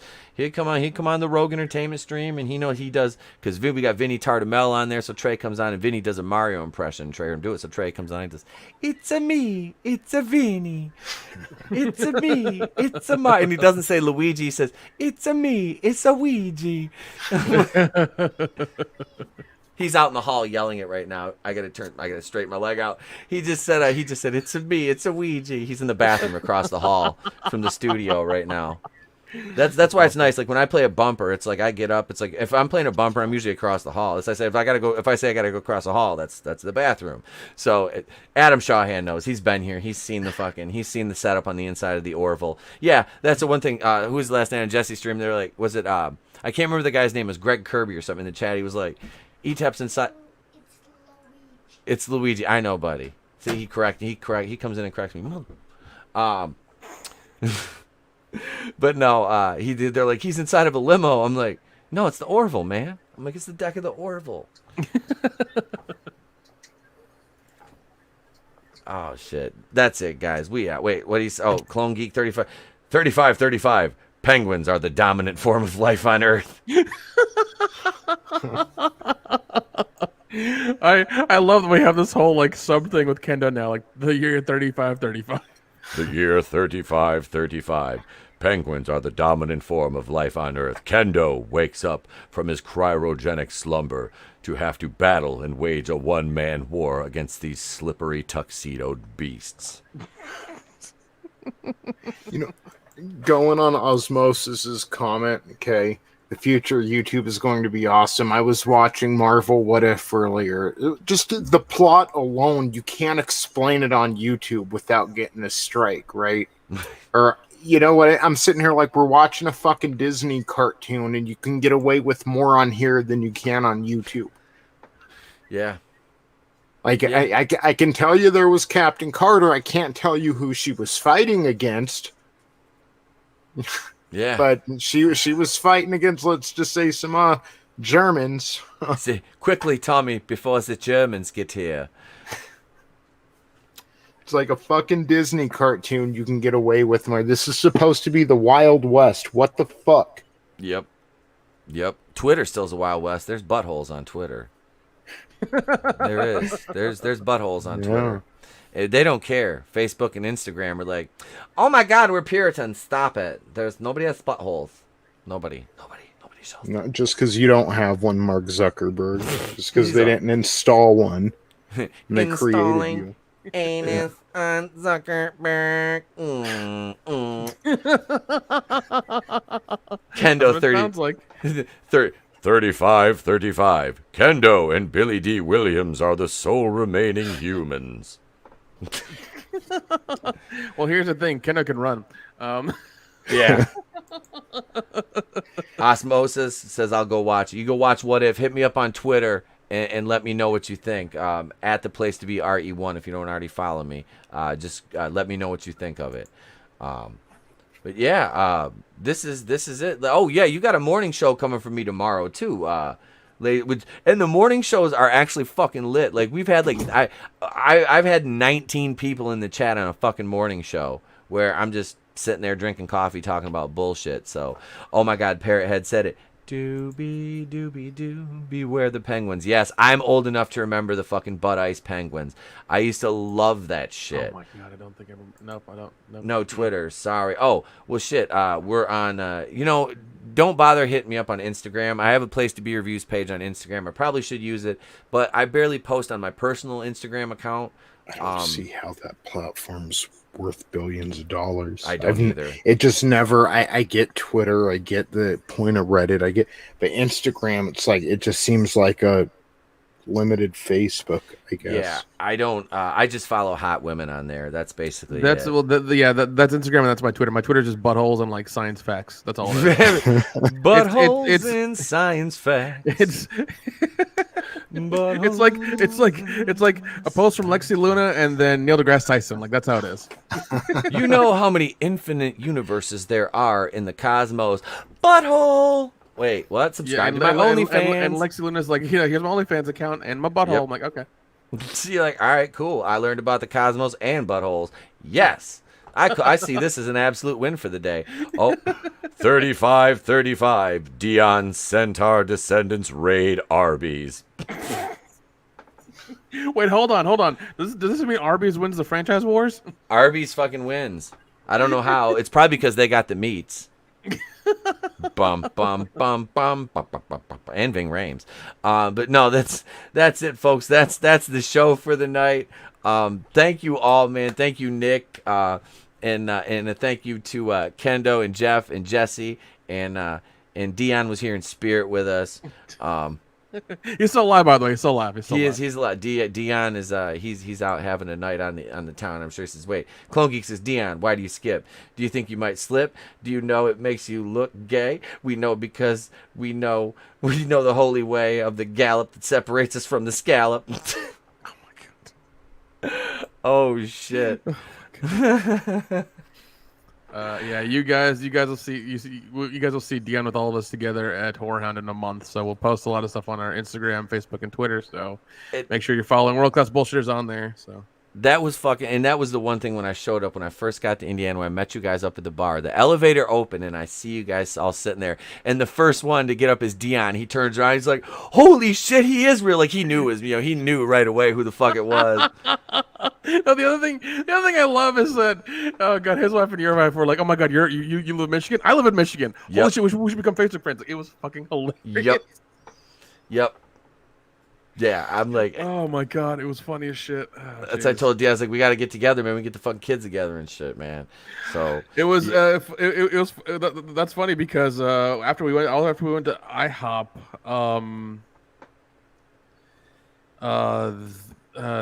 that Sunday, I think Kendo and his lady friend went up to go see Dion and then for like a night. Hang out with them. I think they watched some wrestling thing, and they left it to go back to Missouri. So yeah, I wish I would have known he was. I literally would have went to Lansing because that's only like an hour and 20 minutes from me, and just hung out with him Sunday too. Yeah, I would have been going. See ya, honey. You're home with the kid now. But guys and gals in the chat, or as my favorite ASMR artist Scottish Murmur says, boys and gaddles. In her that accent, my God. Wait, is she a redhead too? No, she's blonde. Her name's Lauren. I follow her on Instagram and subscribe to her on YouTube. Oh my God, it's Scottish Murmur ASMR. I've sent Tony links, dude. She's fucking incredible. Like, ooh, nice. Yeah. There's her and this other one. It's like Glow ASMR. Like, but I like the Scottish girl the best, man. It's like they say, dance with the one that brought you. It's like, yeah, I'm like, I could see, like, I would, yeah, she could almost make me simp. I'm like, yeah, almost. Sure, OnlyFans, like you might think about it. Yeah. And she brought in another ASMR girl and did like a video with her, and I'm just like, Oh my God, if you do not get an OnlyFans, you are missing out. You are leaving money on the table, honey. Like, what the fuck are you doing? You could, yeah, with that voice. Anyway, I'm going to end the stream right here. I got to go across the hall. No, really. Thank you all in the chat for joining us this evening for World Class Wednesday here, presented by Rogue Entertainment in the Place to Be Reviews, where we've been here with all of yous. If I don't see you, have a great day, a pleasant tomorrow. But I'll see you tomorrow right here, 9:30 a.m. Eastern, for Mornings with the Place to Be Reviews. Join me. We might get Coach Loudy back on the show, but he's married now, so I think his cojones might be a little bit entrapped, especially in the early stages. His wife is laying the bass line down early and often with him. She's laying on the law, huh? Hey, they're new married, and I know I know how that song and dance goes because I was a newlywed a decade ago, and it's but honey, and you're like, yeah, and then you think that shit's all cute, and then later y'all are trying to get rid of each other 10 years later, and that's why my wife doesn't give a fuck that I stream 30 to 40 hours, but she don't fucking care. She's like, as long as you cook, clean, take care of the kid, and go do your substitute teaching gigs, which I got booked into a substitute gig today for the fucking first week of school already, teaching middle school. So yeah, I'm doing that again. So I'm kind of looking forward to that, though. It's fun. So that's it, guys and gals. We out. Remember, it is better to burn out than fade away. So I'm going to toss it over to the toxic white male son of a bitch, Chris Pratt, a.k.a. Star-Lord. Take him home. Tony, Nick, you guys have fun in Vegas. Be safe. Will do, man. Yeah, party on. We love you guys in the chat. Thank you. Boom!